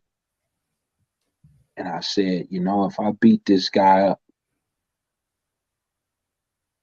this kid ain't going to want to train with me no more anyway. Yeah, his family, yeah.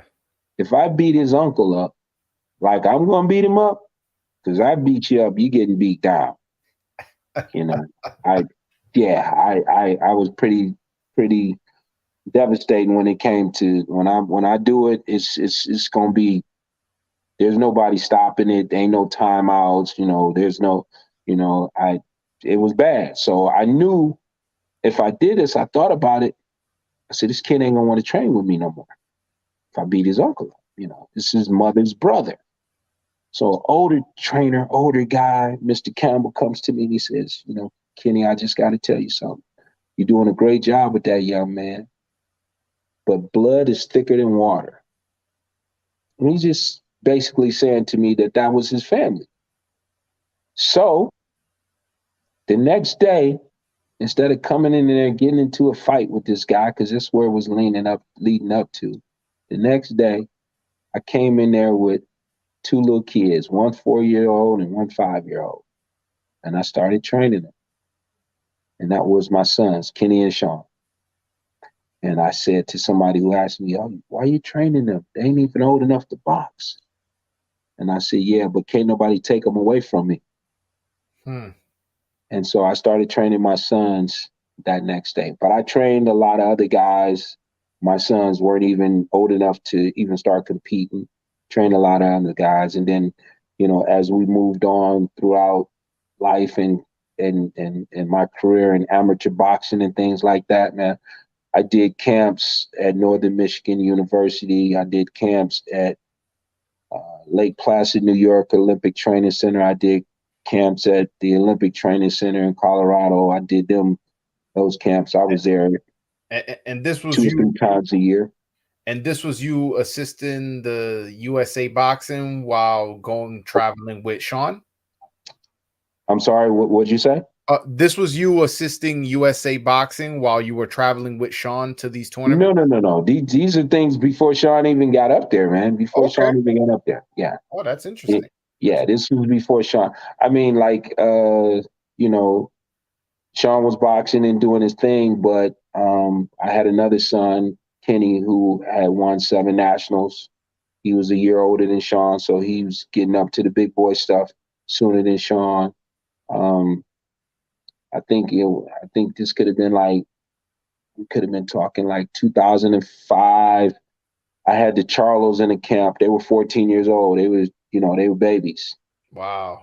I had them in camp at Northern Michigan University, and a lot of guys that I worked with along the way, and went on to be very successful professionals. A lot of those guys, it's funny. A lot of those guys that I had in camps and had on teams, I wound up being a head coach of them on different teams and things like that. They go on to be great fighters, and some of them even wound up competing against Sean.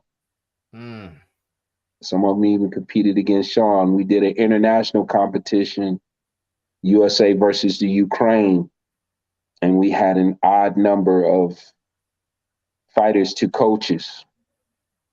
And so it would be 2 coaches in a room, but this time we had 3 coaches. And we had an odd number on the fighters. Instead of maybe having 8, we had 7. So I wound up sharing a room that week with the only other kid that won against Ukraine for the whole entire week. And we slept in the same room together. That was Keith Thurman. Wow. So you guys go way back. Go way back. So Keith Thurman won that day against the Ukraine, and Sean Porter beat Alexander Usyk that day. That was on my list to ask. Yeah, how crazy is that you guys beat Alexander Usyk, who at the time you guys just fighting the Ukrainian, and this guy goes on to not only be an Olympic gold medalist, an undisputed cruiserweight champion, and now a 3-belt unified champion in the heavyweight division. How insane is that? Like, you looking at it now in the present of something that happened in the past. It's not insane for me because I've seen kids grow like that. I've seen kids prosper in the ring. When I'm not talking about financially, I'm talking about prosper in their sport, get better, get faster, get stronger, grow, have growth spurts. I've seen that multiple times, and I've seen guys do that and go on to be bigger and better than they ever were in the amateurs. I've seen that happen. On the other hand of that, I've seen some guys that were like a shooting star at a young age. They were doing such great things, and the star went on and just faded off, and you never heard from them again. And these people we expected to be such great champions and never made it to that. But Alexander Usyk is definitely one for the books when you look and you say, hey, they fought each other in the amateurs at 165 pounds, and now he's the heavyweight champion of the world, or one of them at least. Yeah, it's pretty interesting. Oh, it is. What happened to your other son, Kenny Jr.? Why didn't he continue pursuing a boxing career? Life happened, man. You can read kids the same books. You can feed them the same food. You can dress them alike. When they were young, people even thought they were twins at a young age, when they're 4 or 5 years old. because they were dressed alike all the time. Mhm. But everyone has to make their own choices, but they don't get to choose the consequences. That's one of my favorite quotes that I made up. You get to make the choices. You don't get to choose the consequences. So I believe the 1996 Olympic team, Andre Durrell was the Olympian at 165 pounds. Andre Durrell, no, that was in 2004. I'm sorry. Did I say 96? Oh, I said Yeah, you 96. said 96. I went way back. Yeah, 2004 Olympic team, yeah. The yeah. 2004 Olympic team, Andre Durrell was the Olympian at 165. Andre Ward was Olympian at 78. Mhm. Kenny was the number 2 ranked fighter at 165 pounds. Okay, so he When had Durrell was lost Durrell in the finals. when Durrell was an Olympian, Oh, okay. Kenny was ranked right behind him. So they come out with their rankings. Dre was already the Olympian, and then Kenny was right behind him at number 2. But he didn't pursue it after he got out of high school. He got out of high school and he started making other choices and doing other things, and that happens. That's one of them shooting stars that I just talked about. Yeah. Does he have any like regrets as far as like how his like, damn man, if I only would have stood on point, or is he somewhat satisfied like, hey, boxing just wasn't for me? If he has some, he wouldn't tell me. All right. All right. And if he has some, he ain't telling nobody else. I got you. But when you see a guy post something, on Facebook showing when he won the nationals or when he did this or when he did that, that lets you know that, he had a love for it and he didn't follow through with,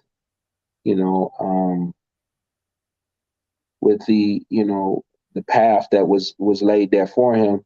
And so I'm quite sure there are regrets. Just like anything, anybody else in life, you got I got regrets about a car. I think about this car to this day.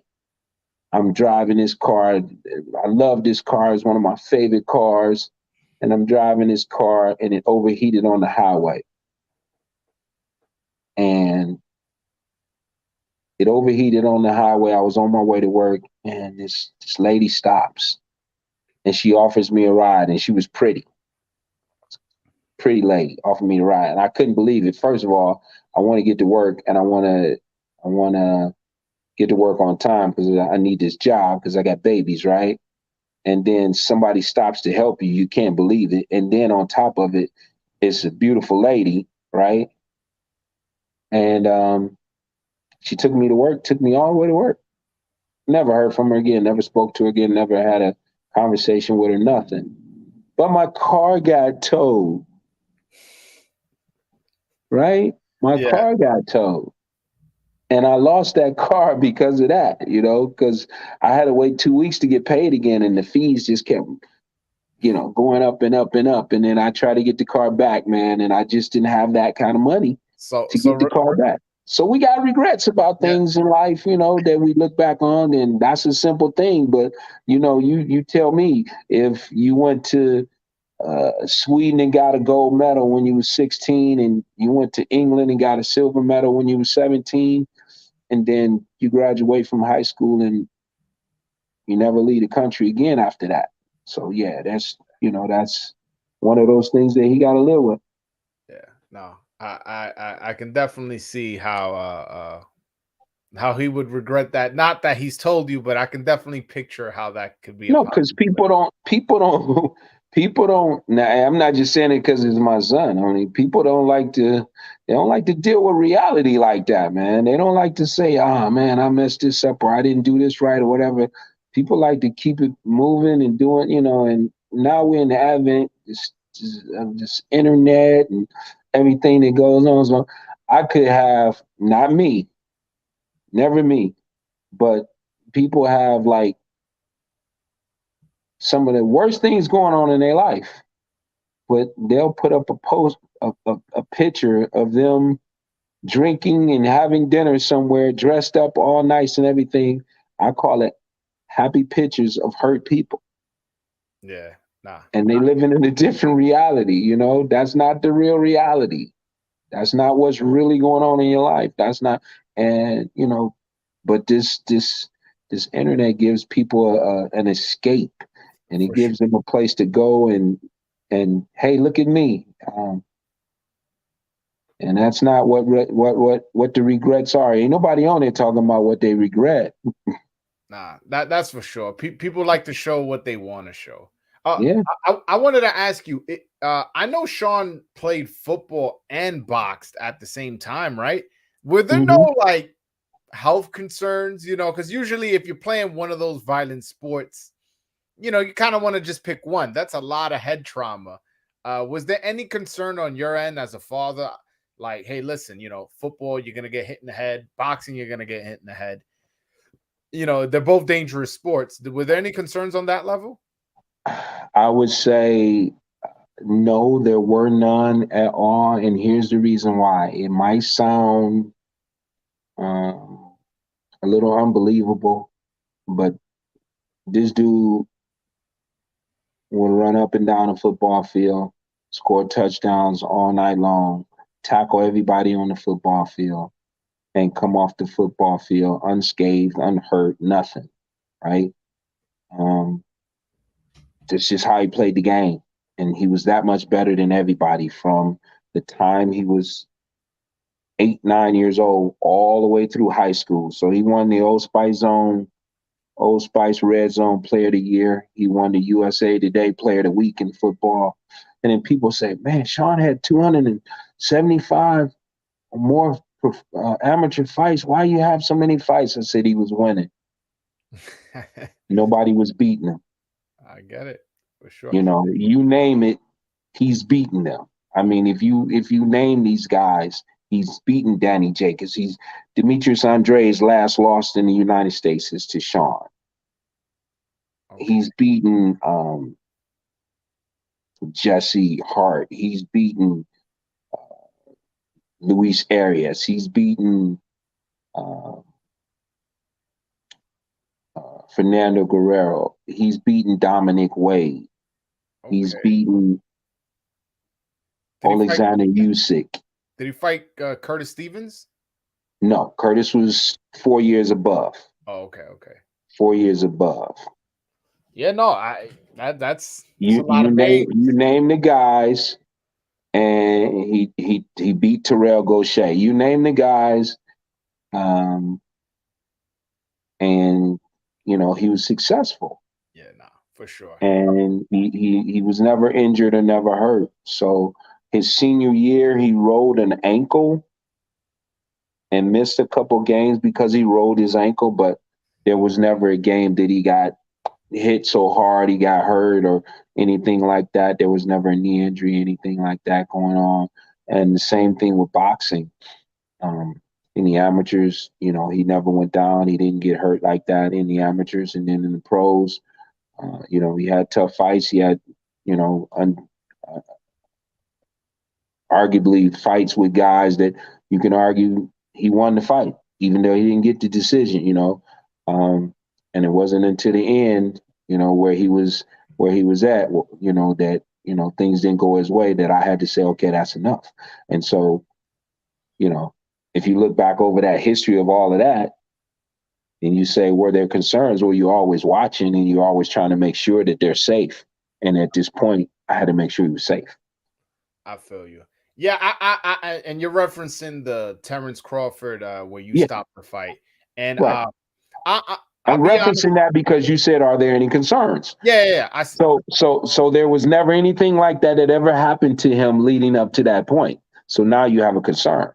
I see what you're saying. You're saying. Because I'll be honest. I felt like the stoppage was a bit short, and that's your son, so I understand. I felt at the time, I'm like, Kenny Porter owes me $70 for this pay-per-view or something like that. Because I felt like it was a bit early because he did get dropped twice and he was but I don't think he was hurt to the point where it was dangerous. You know what I'm saying?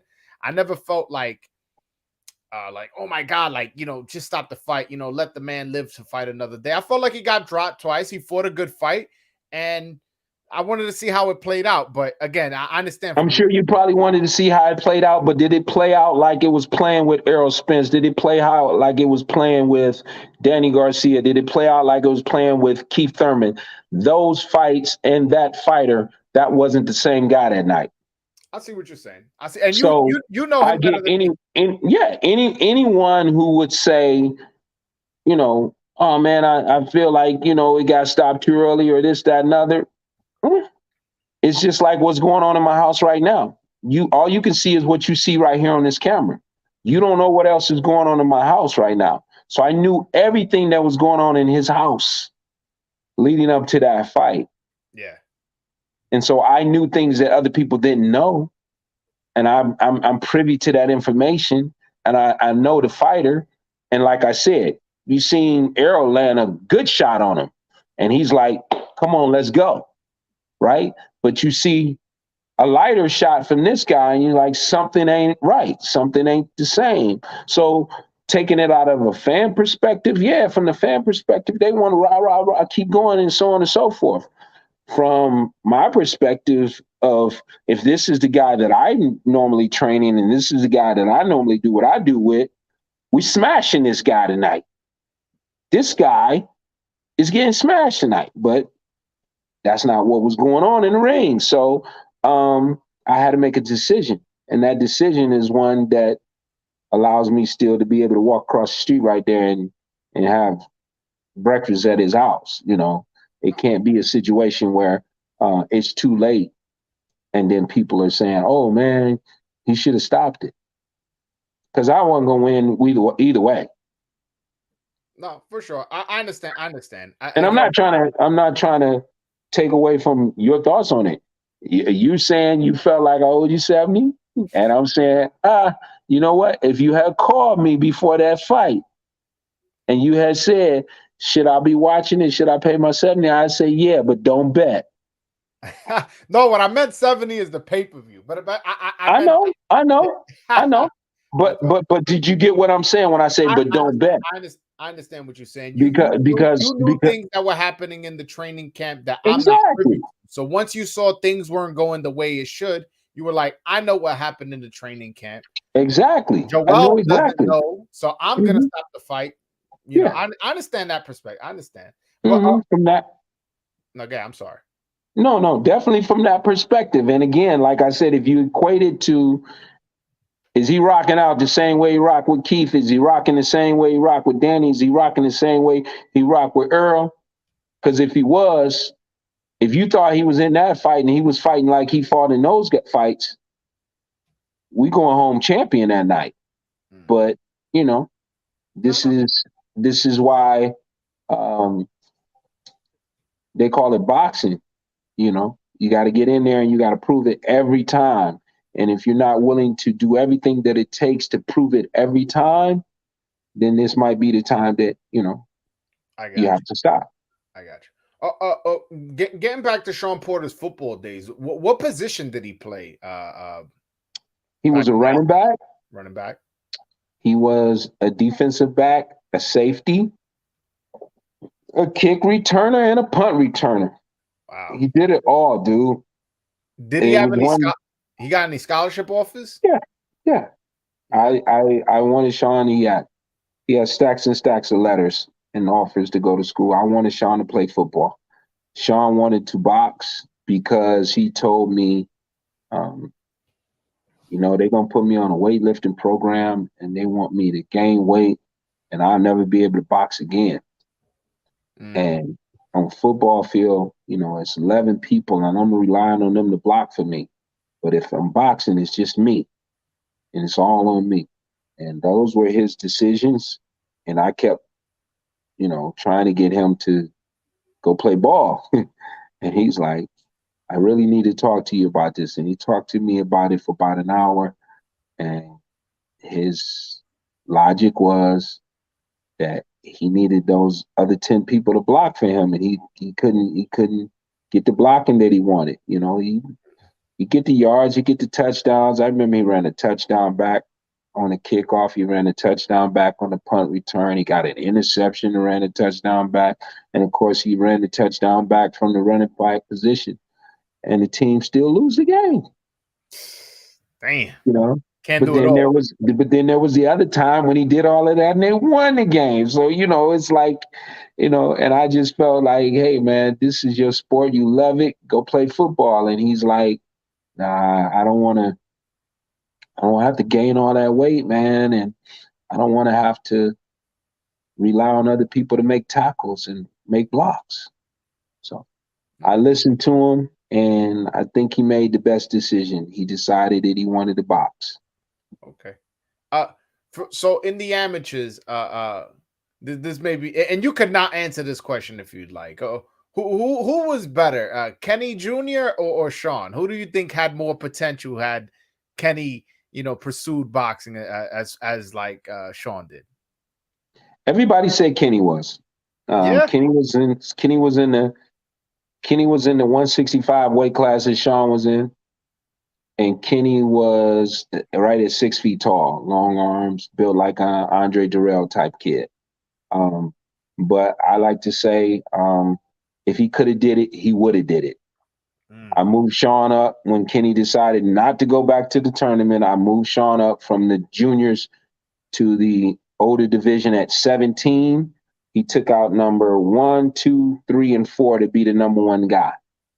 If Kenny could have did it, he would have did it. He didn't do it. So, you know, we can talk about coulda, shoulda, wouldas, but, you know, and people like to say that. And the only thing I can say to that is if he could have did it, he would have did it. He didn't do it, you know. And so that's where it goes, man. There's so many great fighters that I've seen along the way that didn't pull it off. Bigger than Sean, taller than Sean, faster than Sean, you know, more talented than Sean. I don't even want to name those guys. You probably never heard of them. They were great fighters. But if they could have did it, they would have done it. They didn't do it because they didn't have what it takes to do it. It's more than speed. It's more than quickness. It's more than talent. It's more than just being a great boxer. There's intangibles that you can't measure. There's things going on that you can't put on a scale. And a lot of these guys are not able to do that. And there's guys like Sean who gets everything out of everything you put in him. You get everything out of it. And there's a success that comes with it. How cool is it to be a part of your son's journey from literally point A to point Z? Like you literally were there from where you took Sean when he was 4 years old, to the gym, all the way to his last fight with Terrence Crawford. How cool is that as a dad? Like obviously it's cool as a trainer to have a fighter from that young all the way to the end, but it's a little bit extra special as a dad. How cool is it? And like how you mentioned, he lives across the street from you, and how you always been with your dad. Most dads, you know, they raise their sons, even if they have a great relationship. Kid goes off to college, marries a woman, and starts building his own family, and you see him on the holidays. You guys were in training camp together. Now he lives across the street. How cool is that you were part of his journey from point A to point Z, literally? And it was the coolest, man. I can't, if you write it down on a piece of paper, script it how you want it. I couldn't have written out a better script, you know. And it's not over from a lot of other standpoints, the other things that goes on. You know, I'm looking at with him right now, but you know, that part of it we've moved on from, unless he decides to make, you know, a different decision. But you breaking news? You breaking news? There's a comeback. No, there's no news to break. But you know, I'm just speaking in general terms. Okay. That it was and is the coolest thing ever to be able to do that with your own, you know, child, to be able to do that. I mean, I coached him in football as well. So this kid's running up and down the football field and he's scoring touchdown and he's tackling everybody. And I get to be a part of that. You know what I mean? And then when he got to high school, they said, "Hey, we want you to be a coach here and bring your boys to our school, and we'll be a coach and want you to coach." And I'm like, you know what? It's time for me to step back and let somebody else coach, because if he runs his ball 25, 30 times a game and they don't win this game, they're blaming it on me, right? But if he runs his ball 25, 30 times a game and they don't win the game, you know what they were saying? Man, that coach needs to, the other players need to block for him. He needs more help. They need to tackle for him. But now it's not on me, and it's not on his. It's not a burden on him. So yeah, it was super cool to travel all over the world, man. Do all the things we did. We rode camels in Africa when we were fighting in Africa, Northern Africa, when he was 18 years old. We've jumped out of airplanes together on multiple occasions. We've done that 2 or 3 times, skydiving. We've gone to the Philippines and worked with Manny Pacquiao. 2 different camps, 6 weeks each time.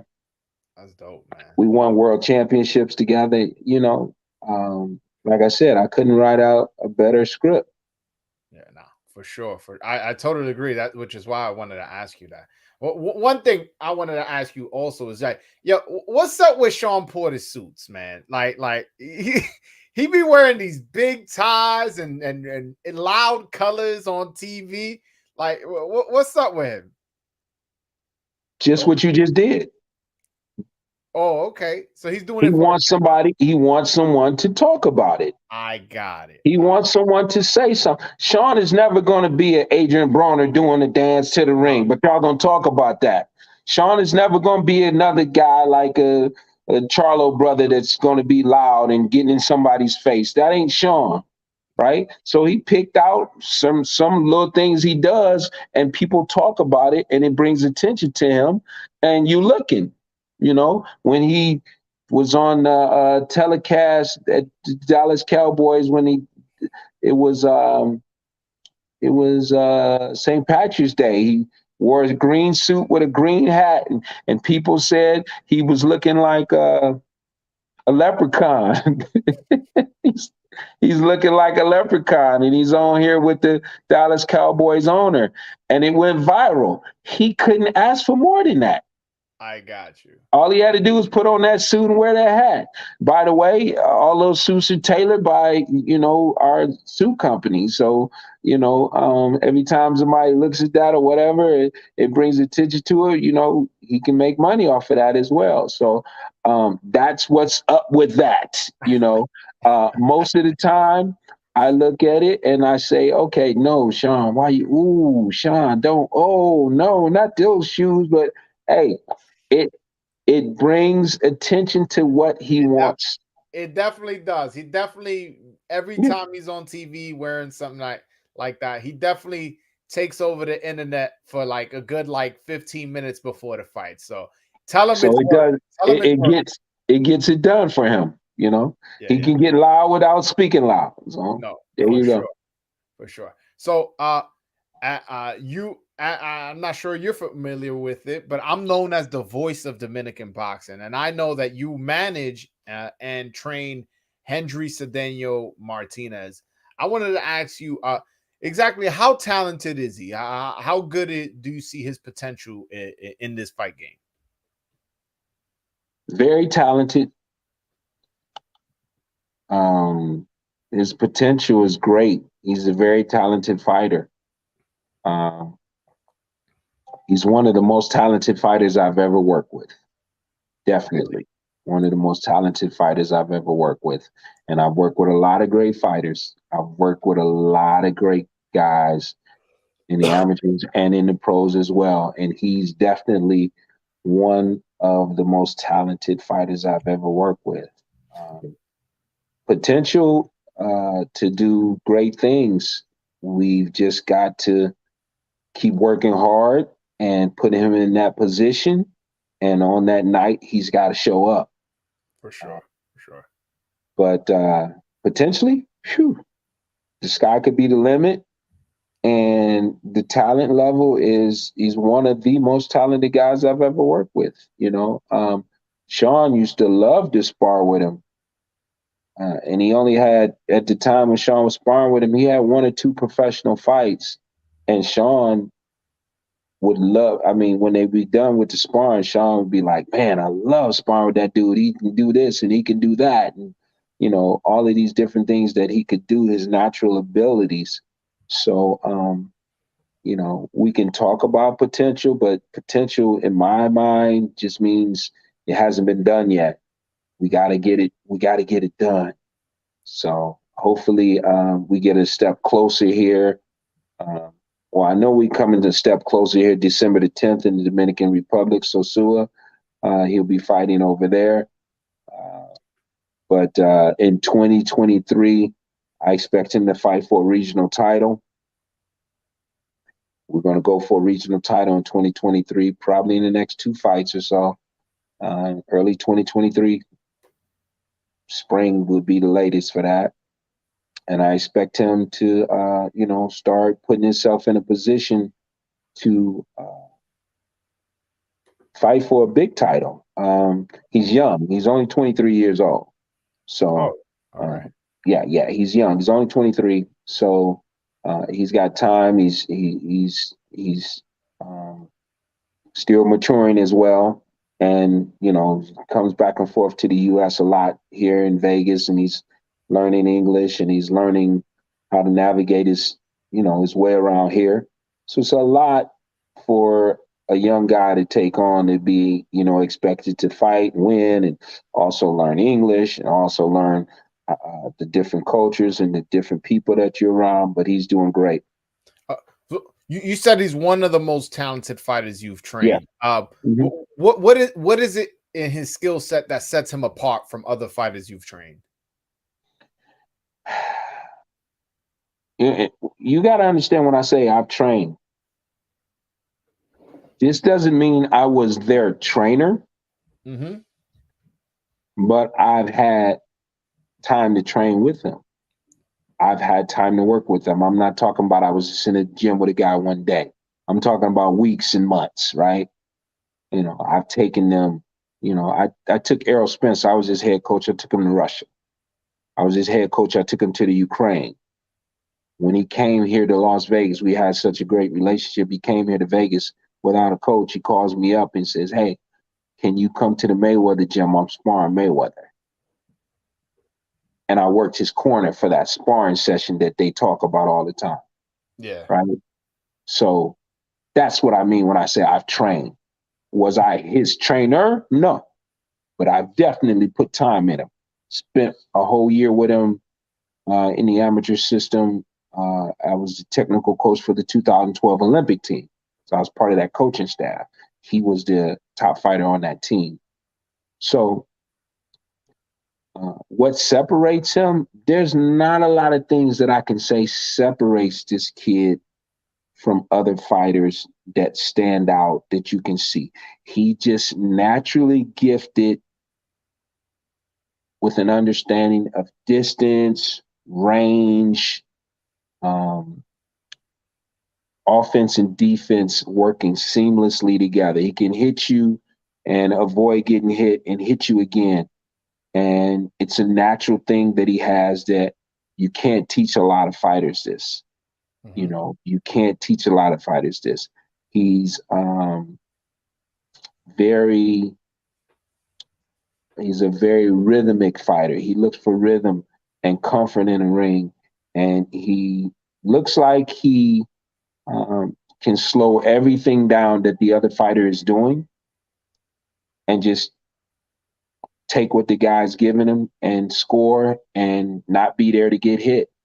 For his weight class, I think he's got really good height and range for 135 pounds. Okay. He's about 5'10", almost 5'11". Okay. So he got some size on him. Yeah. And he loves it. He actually loves boxing. I see that in him. He enjoys it, So there's not something that I'm going to point out to you. Oh, this is the the hardest hitting guy I've ever had. No, this is the fastest fight I've ever seen. No, he's not that. He's got some things that you can't measure. And, like I said, he's got an innate ability to hit guys and not get hit and hit them again. And he can flow. One thing that I can also point out to you, he can move from orthodox fighter to southpaw fighter seamlessly. He can change from side to side, hit you over here, move over this way, hit you over there, roll off a shot, come back and hit you over here, and finish up as a southpaw and then start right back as a right-handed fighter. And he can land from both sides. It'll be seamlessly. I've got video of him sparring, slowed it down, and he's caught in between styles. You don't know if he's a righty or a lefty. And he can hit the guy and not lose balance, and hit the guy and not lose his positioning, and then move on out of there. And so he's got some things that you can't teach. No, I've seen tape from him. He definitely has a lot of swag and a lot of he's definitely a pretty fighter. I like the way he fights. Is he signed to any promoter? Is there are you guys working on that? What's the situation as far as promotional wise? I know you're his manager, but who's his representation promotional wise? Nobody. No promoter. And this is the way I prefer to move with my guys. Mm-hmm. Until we get them to a certain point in their careers where we can sit down to the table with a promoter or someone and say, hey guys, this is what we feel like we deserve here. And this is the route we would like to go. And as it is right now with his 7 fights, everything has been, financed by me, and, we'll continue to do so until we get him to that point. And who knows, maybe he'll go to that place where, he can make it without needing someone. But, eventually I believe we will move to a promoter, or at least move to some companies that will assist in some of the things that, it takes to get things done. So you want to build up his profile a little bit more on your own before you take him somewhere. Is that what I'm hearing? Yes, but because I've been in the business so long and doing the things that I've done, like I'll give you a prime example. You probably didn't know this. Sean hasn't had a promoter in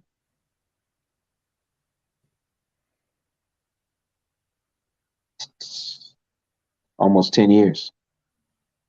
Yeah, but Sean is he was on. You understand what I'm saying. If I can do it and it's not necessary, we continue to move on that way. I see what you're saying. Yeah. How active do you want him to be? I see he fought 4 times last year, and it looks like he's going to fight 4 times this year. Is 4 fights a year pretty much how you want to keep it, or you want to keep him a little bit more active? I wanted him at about 6 fights this year, 6 to 8. And some of the things that happened to him in the year, just life. He had a baby. Okay, yeah. He had a baby, and you have to give him time to. You have to give a fighter time to try to figure that part of it out, and then there were some other things that were going on there in the family, and so you have to kind of balance that kind of stuff out. So there was a good 2 to 3 more fights that he should have had. Hopefully now that he's figured out the baby situation a little bit better, and how to sleep at night, and how to keep the baby happy and the girl happy. Those are things that fighters have to figure out once they get in those situations, how to balance that out with boxing. And see, the thing with boxing is, boxing doesn't care that you got a girlfriend, doesn't care that you got a baby. Either you're ready to go and you're prepared, or you're not going to be successful. Yeah. So boxing doesn't care. So She's got to be the number one lady in your life. And if you spending time with a girl, she gonna tell on you when you get in the ring.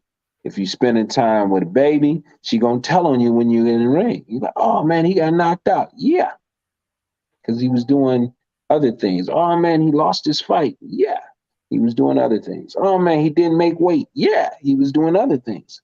I see what you're Yeah. saying. Yeah.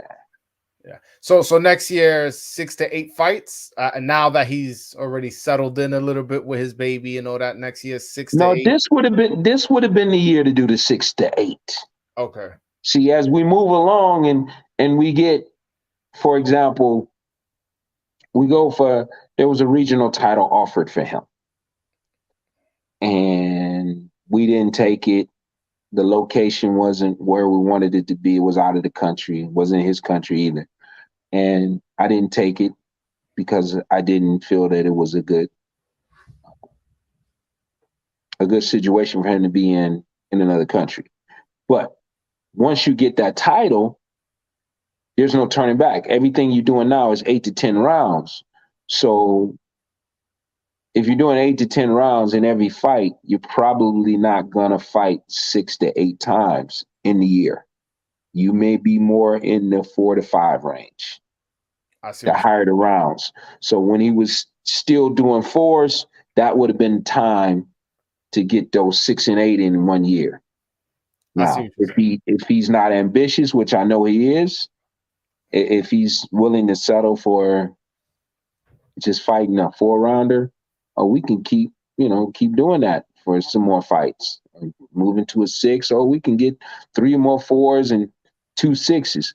But if he's ready to be ambitious, like I want him to be, and step up to go for that title, it's that regional title that offered us. That's at least 8, possibly a 10-round fight.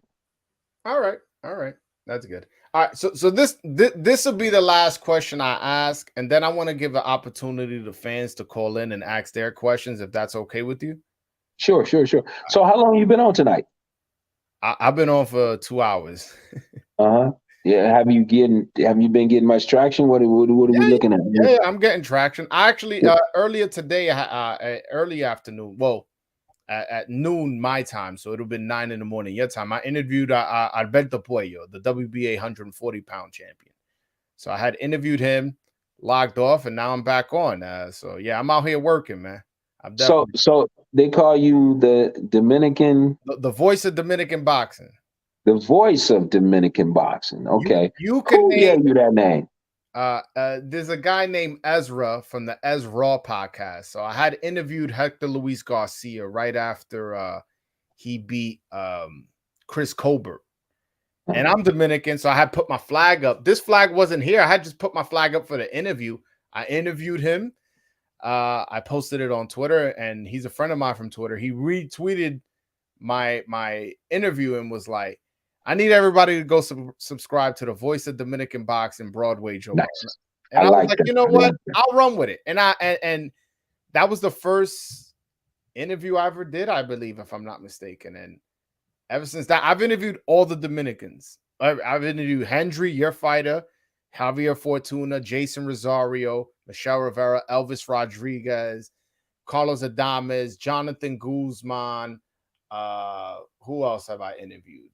Hector Luis Garcia, Alberto Puello, everybody. I interviewed the Dominican Olympic coach. I've even gotten that far. So like anything that has to do with Dominican boxing, I've covered it. As far, especially at the major level.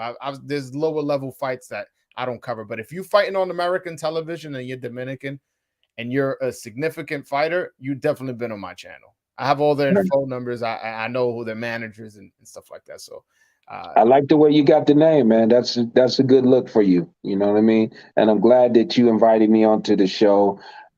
Just to let you know, I do enjoy going to the Dominican so much so that I'm looking at my second property over there now. I've probably, in the last year, I've probably been there 4 times. Yeah, no, I love it there too, man. I'm headed back this weekend.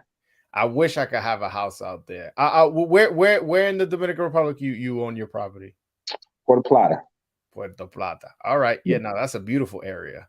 Right. And Right off the beach. this is not, when I say property, this is not me living there. This is a vacation property, Airbnb type.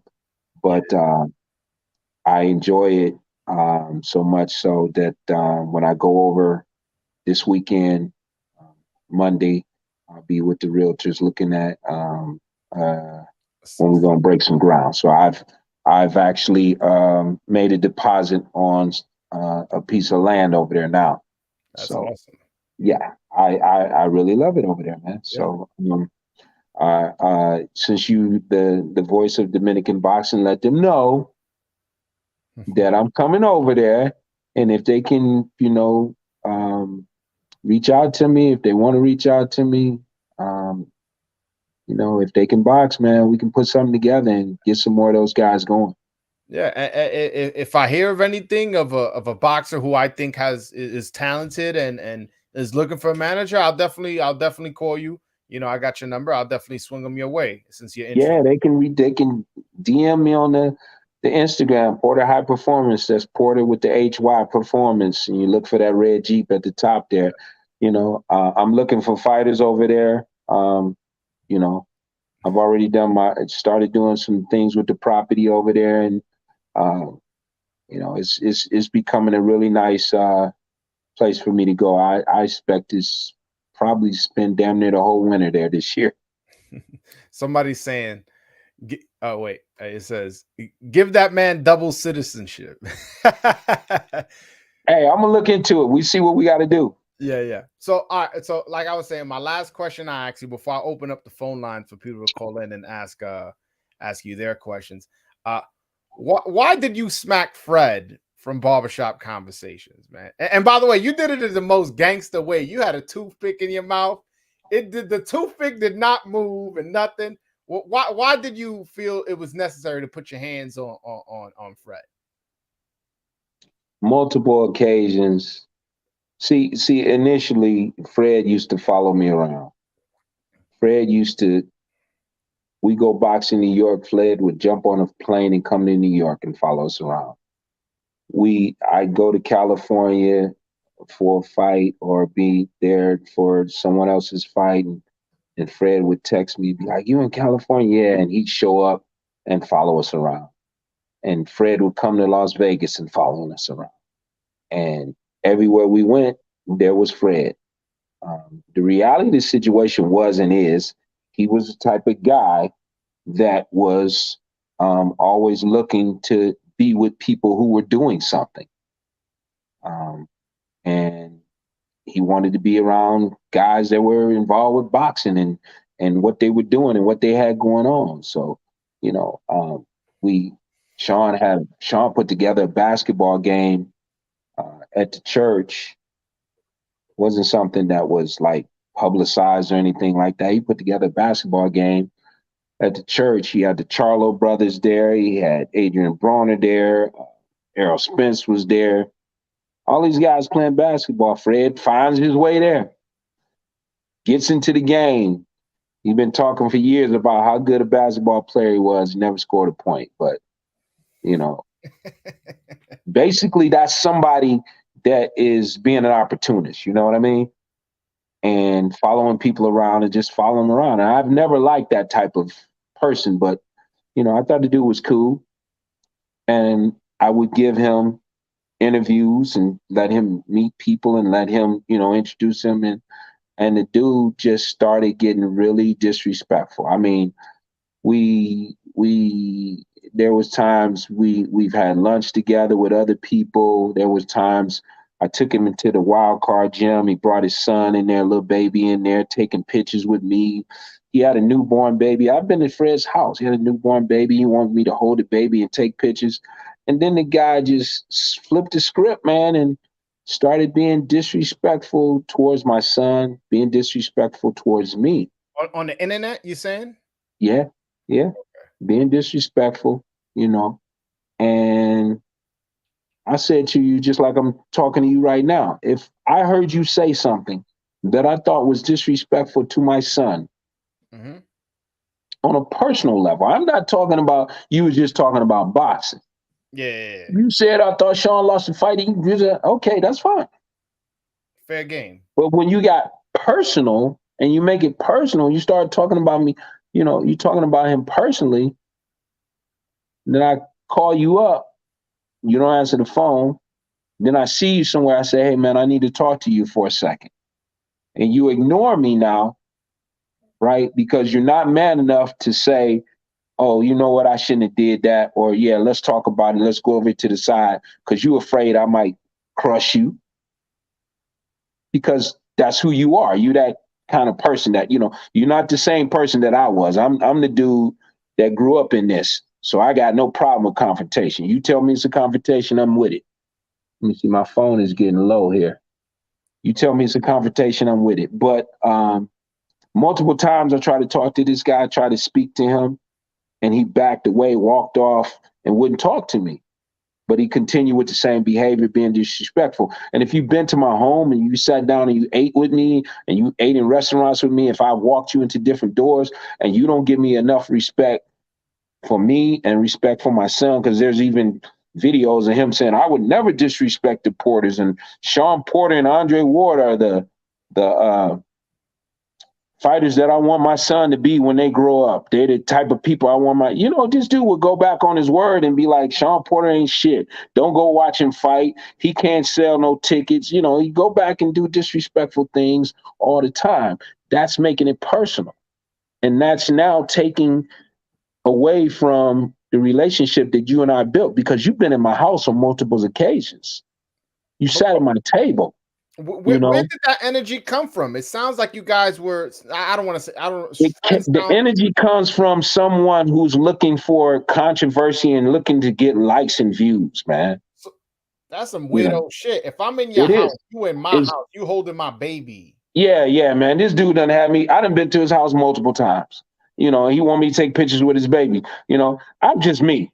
To me, I'm nobody. I'm just me. But you want me to take pictures with your baby so you can say I was with your baby, but then, you want Sean to take pictures with your baby and Sean, but then you want to disrespect Sean, all that kind of stuff, man. So on multiple occasions trying to talk to the guy and he wouldn't speak and he would walk away and, freeze up and clam up and wouldn't deal with the situation, but he continued on with the same behavior. Then I started getting people calling my phone and making threats to me and all this kind of silliness, So when I seen the dude, I had already checked him on something. He took off running, jumped in his car and took off. Left his buddy there. I damn near beat his buddy up because I was about to get both of them because I got real lucky that night. It was 1:30 in the morning in a bad area in DC. Oh man, I'm loving this. But I'm sure when he hear this, he's gonna have a whole lot of stuff to say. But all you got to do is call me. You don't have nothing to say, just call me. There's nothing to say, because that's what grown men are supposed to do. So, like, if I had a issue with you, I would call you and discuss that with you. But on multiple occasions, trying to talk to the man and discuss something with him to squash the situation and basically say, hey, man, I wouldn't do that to you. Why would you do that to me? And if you feel like you still want to do that to me, and you want to talk bad about my kid that way, now and I have an understanding as well that you're going to continue with that behavior, but you also know that when you see me, this is what's going to happen. So when that happened, I had already 2 different occasions I already pulled up on the man. So you knew that day when you saw me from 100 feet away, here he comes. You had choices you could make right then. You could run, you could walk, you can put your hands up because you saw me coming from 100 feet away. And I got me a cameraman. I said, film this. And I walked on down and he knew it. But at this particular time, he just froze. And when he froze like that, and I let my hand go because I was actually going to let the right hand go. And I let it go. I said, Kenny, if you hit this dude, you're going to lay him out and you're going to catch a case. So as I was releasing it, I opened it up. And you saw his reaction to that. His reaction to that was like, hey, don't nobody hold me. Don't nobody hold me. Come on, man. Ain't nobody holding you. If you want to get to me, you can get to me. You know what I mean? But I know who you are, and I knew who he was, and I still know who he is. And that's why, all those videos is in his house in the comfort of a home. But again, if there's anything that needs to be said after this interview, just call me. There's nothing that needs to be said because I'm not the type of person that's gonna put it out there. Just call me. My number ain't changed, and it doesn't change. So making noise or doing things on the internet, that's not my way. I can't even remember the last time I did a live interview like this long, because I could take it or leave it. That's not what I do. You don't have you heard me promoting Hendry? I have not. Have you heard me promoting Malik Montgomery 14-0 with 13 knockouts? I have not. His brother 7-0. Another kid I got 14-1. 3 other kids I got that are getting ready to turn pro. I don't run or that's not my thing. I'll let them get up in the ring. I'll let them fight. I'll let them win. And when you find out who they are and know about them, that'll be good enough for me. I got to get some juice for this phone because I don't want this to go off on you, dude. Nah. All right, cool. Just give me a second. No, for sure. Take your time. You've been very gracious with your time, man. The least I can do is be patient, man. So guys, he's getting his charger.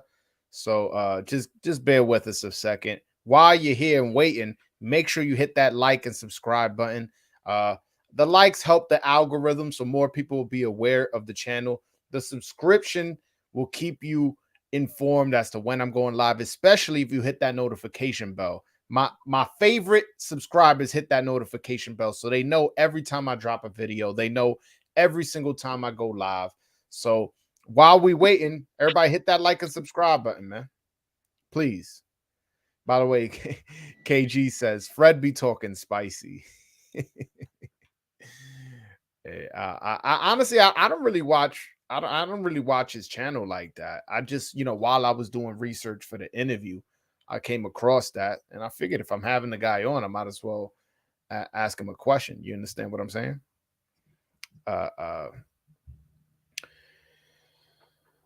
Yeah, I'm not sure what happened. He froze, but if anything, he should be back. If he drops out, he should be back. I definitely want to give you guys the opportunity to call in and ask your own question. This interview has been real interesting, man. A lot of gems, man. I did not know. Sean Porter beat Andre Jacobs, Fernando Guerrero, and I knew Alexander Usyk, but he beat all these guys in the amateurs, so that's pretty impressive. He fell off. Hopefully he'll be back. Yeah, no, I'm really happy. I didn't know, like he says, he doesn't do interviews. I happen to be lucky enough that I'm one of the people he chose to do an interview with, and to my knowledge, it's going very well. I see people are loving the interview. Yeah, great interview. This is a great interview. That guy gives great gems for someone who doesn't do interview. Wow. Yeah, no. I appreciate all the compliments. Hopefully he'll hop back on and we could. I definitely. I already pretty much asked all the questions I wanted. I just want to give you guys an opportunity to call in and ask your own question. I'm sure you guys are chomping at the bit, trying to ask your own questions. It's been a long interview, but it's been a good interview. So let's see if he let me text him. I don't know if his phone died because he did mention that the phone was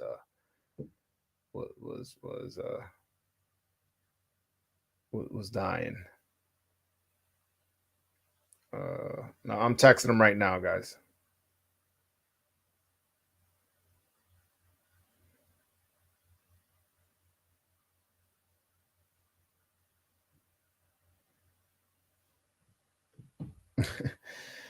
Oh man. I'm not even gonna condone that. I'm not even gonna talk about that.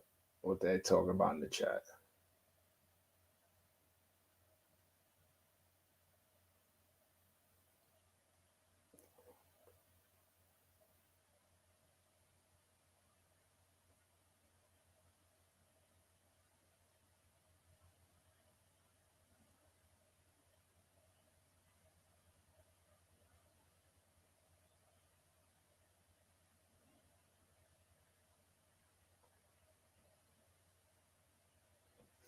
Yeah. One of the things I liked about the interview was he said that Hendry Cedeno is one of the most talented fighters he's ever trained. This is somebody who trained Sean Porter, 2-time champion. You know what I'm saying?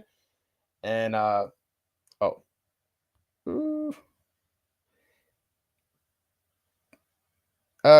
Kenny, it says you need to allow access to your camera and mic. I see you're here, but I can't add you to the stream for whatever reason. So I'm assuming you didn't allow them access to your camera and microphone. I don't know if you can hear me, but if you can hop off and then hop back on, give access to your So Kenny's trying to hop back on, having a little bit of trouble with the link, but he should be back on in a bit. By the way, I appreciate you guys sticking through the whole interview. I feel like the numbers have stayed consistent throughout the whole time. So I appreciate you guys and the support, man. I really, really do.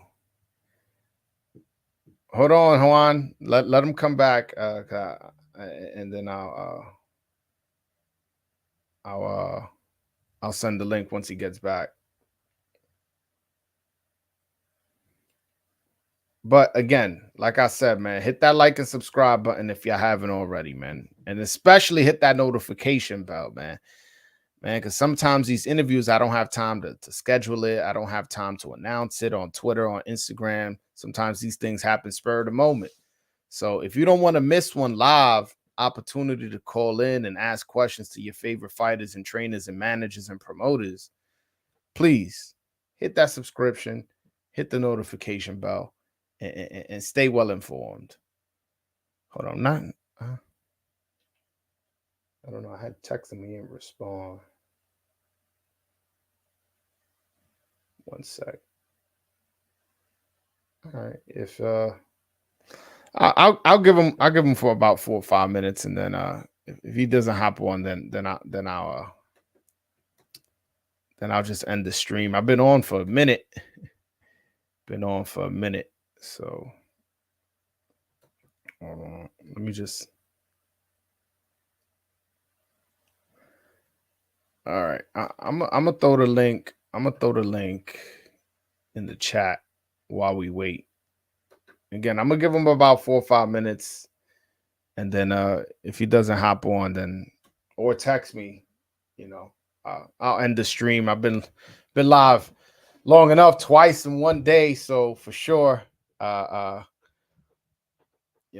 definitely want to chill now. I've been giving I like to feed my viewers good content and feed my viewers as much as possible. And today's been a day where I've been pumping out content. That's two really good interviews in one day. Both have some relation to Dominican boxing. This guy manages Hendry, and Puello, obviously, he's Dominican, first world champion at 140. If you guys haven't checked out that interview, go check it out. It's on my channel. Just hit that live section, and you'll find that interview. Vivi, what's up, my brother?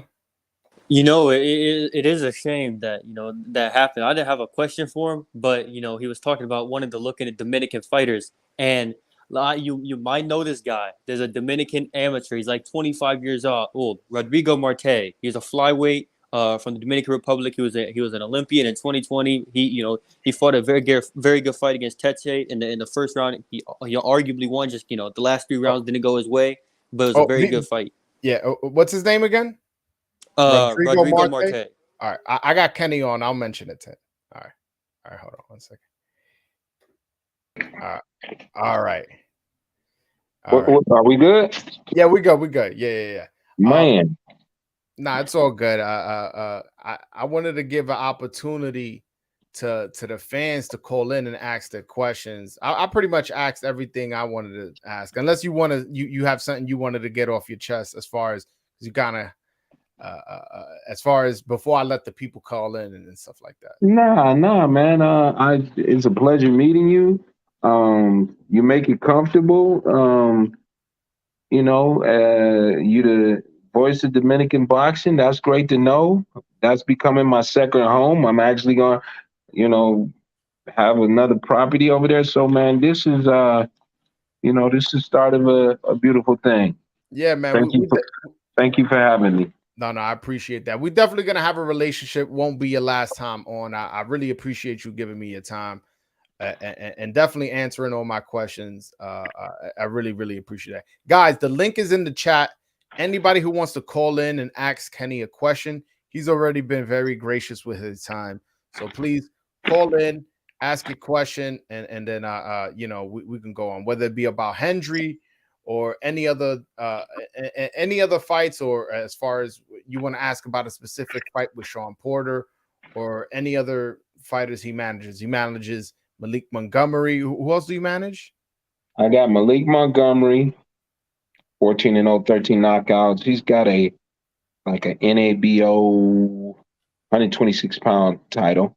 Okay. I've got his brother, Mikhail Montgomery. He's 6-0, 4 knockouts.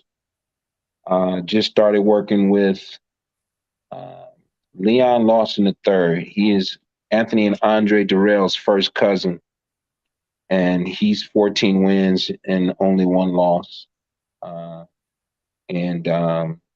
got some other guys, some amateurs that I'm working with right now, trying to get them ready to turn professional.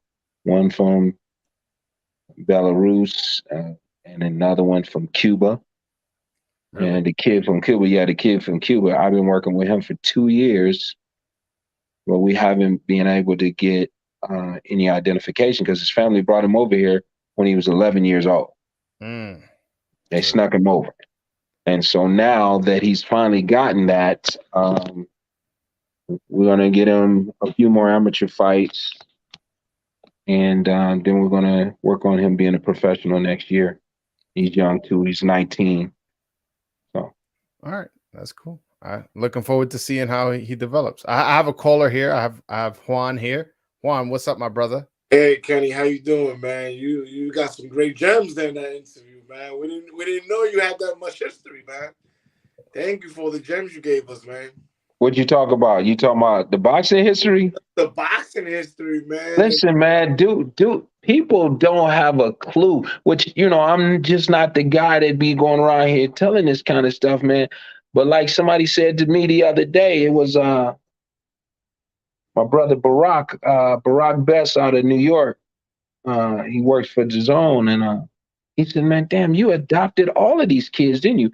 And yeah, I have spent a lot of time with a lot of guys that came through this system, man, and, I got a lot of history with a lot of guys, and it's been great, man. And the relationships that I build with those guys is special to me. I said to Errol once, Errol said to me, he said, Coach, he was young, in his pro career. He was young in his pro career. He probably had less than 10 fights. Okay, bye-bye. And he said something like, Coach, I'm gonna be a champion one day. You got to give me my props. I said, I know you're gonna be a champion one day. I got no doubt in my mind you're gonna be a champion one day. And I said, as a matter of fact, and Sean was standing right by me. I said, as a matter of fact, one day y'all gonna have to fight. Wow. Hold that. That's crazy. Listen, man, this is a part of boxing. I've seen it. I've been a part of it. So I know what it looks like. So I knew it was an inevitable type situation that would happen because, number one, I wasn't the guy that was going to back down. Number one, Sean ain't the guy that's going to back down. If we was those kind of people, man, we could at least, it'd been very easy for Sean to stay undefeated.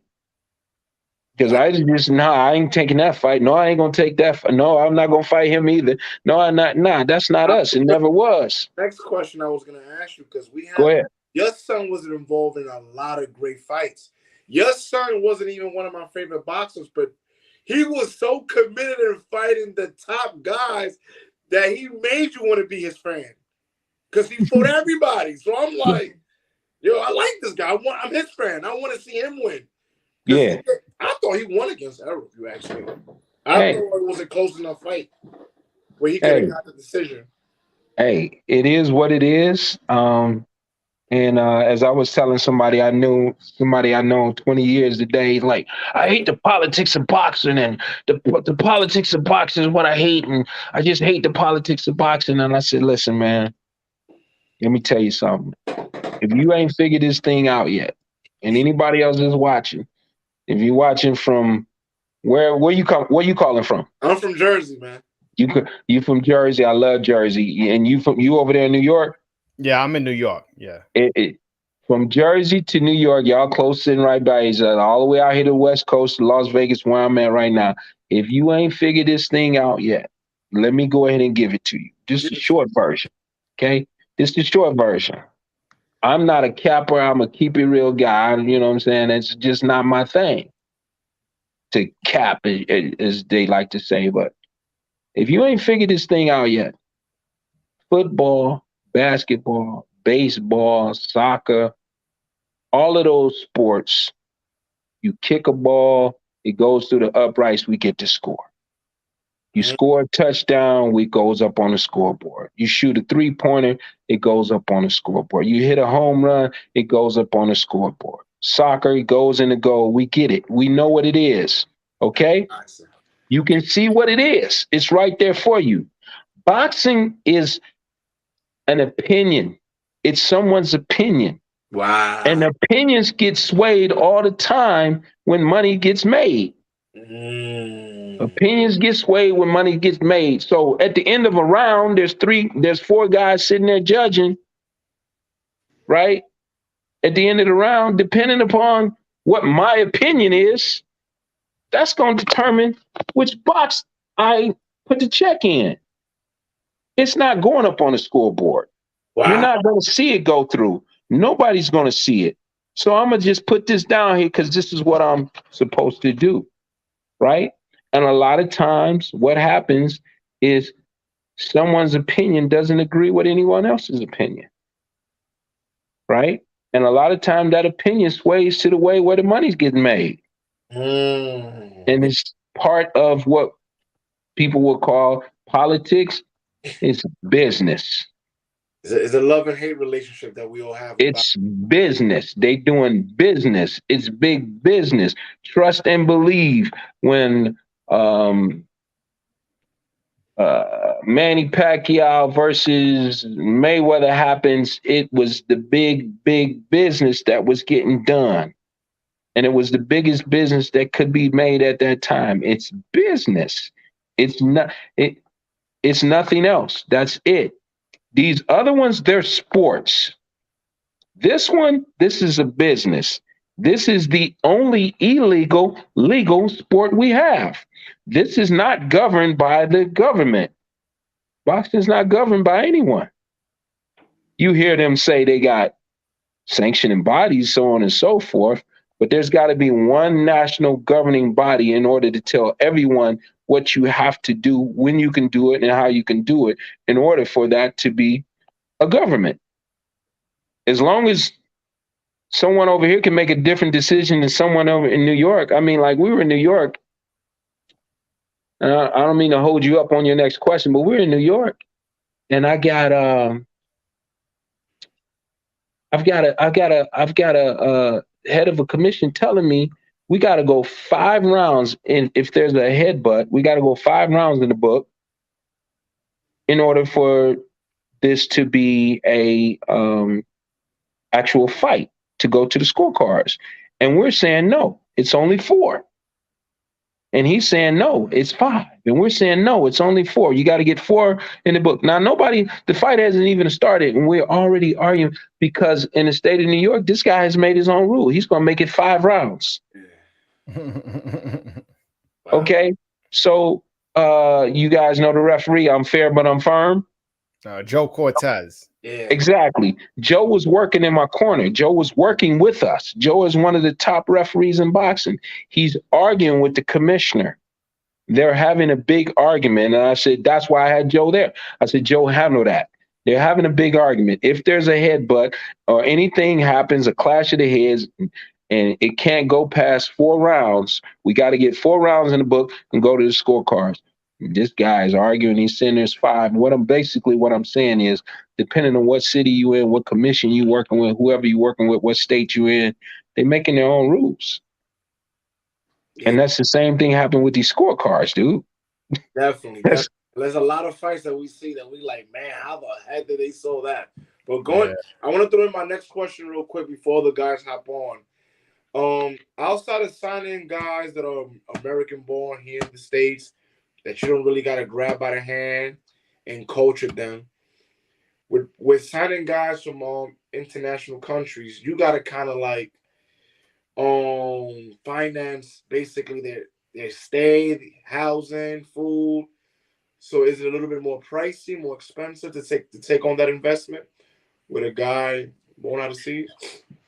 And if you look at it from the outside, it would be the first thing somebody would look at. So, that's costs more and it's more expensive, and you got to put more time in with the guys. And from the outside looking in, that could be a yes. But if I sign a kid out of Jersey, this is just the way I operate. Nobody else has to operate like me, but this is the way I operate. If I sign a kid out of Jersey and I want to bring that kid from Jersey to Vegas, and I want to put that kid up in Vegas for 2-3 weeks to a month to train him, that's what I'm going to do. That's going to cost me money.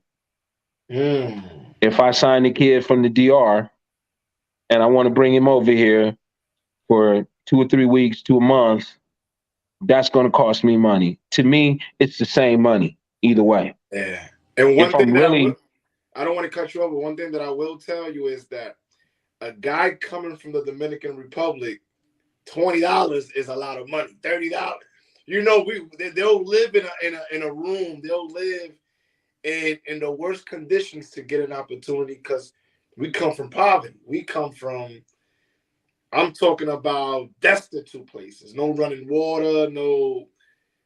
So I can see where you're going with that. It costs you money, but I can see another way how it will cost less money to throw a Dominican in the room and say, hey, you're going to be staying here for the next year or so. I don't throw nobody in a room though, man. That ain't the way I operate. Yeah, so my man gotta make it clear, man. So no. So to me, it's gonna be, I'm gonna give the kid from Jersey or the kid from New York or the kid from Cleveland, I'm gonna give him the same opportunity to do the same things for him if he's showing me he's deserving of it. So then I'm gonna give. They gotta earn their stay. Yeah. Then I'm gonna give the kid from the DR or the kid from Cuba or wherever he might be, right? I'm gonna give them the same opportunities. My 2 boys from Atlanta, they come here, they live in my house, or they live in my other house when they're here, you know. And I fly them over and I take care of their flights and so on and so forth. Just like right now, they're flying to Miami on Saturday. They don't fight in the DR until December the 10th. But the way I operate, they're coming in to be with me in the DR from the 27th, which is this Sunday, all the way up to fight time. Because I got to sharpen them up. I haven't been working with them, and they've been gone for a month now. I got to sharpen them up. I got to work with them. So, you know, that villa over there ain't cheap, but that's the way I operate. I'm going to throw you a gem right now, and I'm going to run it by Joe. Joe, I heard De Los Santos say in an interview today, his little brother just got put on the national team, so he actually has a great amateur career. And he said, man, if somebody wants to do right by my brother, I'll connect them with someone, but I don't know nobody yet. So that's a jewel right there. I'm gonna interview De Los Santos next week. So yeah, ask him about his brother. I'll put in the word. I'll put in the word. I'll let Kenny, him know. I appreciate you, man, and thank you for. What's your name, brother? Juan. Love. Nice to meet you, Juan. It was a pleasure talking to Juan, you. reach out. Definitely. You serious? Oh man, appreciate that, brother. I'm a regular dude, man. Reach out. Listen to me, man. What you're doing, man. What you have done. Reach out. I appreciate what you're doing, man. Anytime you need work with the Dominican boxers, they need to learn some English. I'll take 20, 30 minutes out of my day to help him, man, and coach him, man. Listen, I'm not gonna actually, I'm not gonna say anything online or whatever. So you can go to my IG, Porter High Performance with a HY, and there's a red Jeep at the top. Hit me with a DM. We'll connect from there and make it happen. Man, I'm all about, man. I'm all about. Say less. That's how we say it. All right, but I'm all about, trying to help, man. That's what I do. So, to go back to what the question was, the difference in the price and so on and so forth, whatever that case may be, I can't bring a kid here from nowhere and put him in some roach infested place, because that's not me. That's not who I am. You know what I mean? So, my guys get taken care of. They enjoy what we do. We work hard. They eat right. I don't drink. I don't smoke. I don't gamble. They don't do it either. They take on my personality. And so, if a kid comes here and is willing to give everything he got, and he got the ability to do what it takes to be successful, I can get him there. I can put him in those positions to excel. Wow, that's crazy, man. That's amazing. Juan, make sure that you hit me and you let me know, hey, this is Juan. We spoke. Definitely. And then I'm gonna hit you immediately. Man, Kenny part of the family, man. He's part of the family. That's it, man. Thank you, man. Thank you, man. Take care. All right, appreciate it. I'll catch you, Juan. All right. That seems to be all the calls. We only got one. I think it's a little late for most of my followers on the East Coast. We got one of your fighters here. He goes, December 10th, La Bazooka. Yeah, that's Henry, him. He's watching. That's him. That's him, La Bazooka. Very talented kid. I'm sure he's gonna enjoy this fight because it'll be his first one in the DR. Okay, I'm looking forward to it. Hopefully, he wins by knockout. Listen, Kenny, I just want to say thank you so much. This won't be the last time we do an interview. I really enjoyed the energy. I felt like we had good chemistry. You gave me a lot of good gems. Excellent chemistry. Yeah, we had a lot of good gems and stuff like that. I'm really looking forward to the next time. But thank you a lot for coming on the show. Thank you for having me, man, and thank you for putting up with the patience that it took. But when you get ready to leave, and you got to do all of these things and take care of all these things, and you just got to get everything done before you leave. All the bills got to be paid, and the dogs have to be fed, and everything has to be taken care of. Plus we got a short week because of the holiday. So I really appreciate you having patience with me. Nah, no problem, man. Anytime, like I said, anytime you want to come on the show, you want to talk about something, or you want to announce something, you're more than welcome to come on. And again, we'll do this again at any time, man. Well, let me tell you something, man. I've enjoyed this. I haven't even thought twice about how long we was talking anything, because it was just seamless. It was the flow, and it was great, man. So invite me back and we can do it again. Yeah. Like I said, I'm headed over there, and I'll be over there for 3 or 4 weeks. And I'm, training my guys over there. We're fighting over there. While I'm over there, I'm breaking ground over there. So hit me up, man, on the WhatsApp, and I'll interview from over there.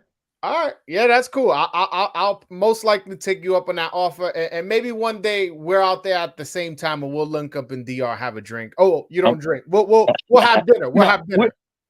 We'll definitely get together, no doubt about that. But yeah, because I'll be there, man. Like, I don't like Vegas in the winter. It get cold. I don't drink, smoke, or gamble, so I ain't got to go to no casinos. I ain't missing nothing when I'm not here. I just have to lock it down, man. So thank you for having me on the show. No problem. Anytime, man. All right, guys. Hit that like and subscribe button. Until next time, guys. Peace.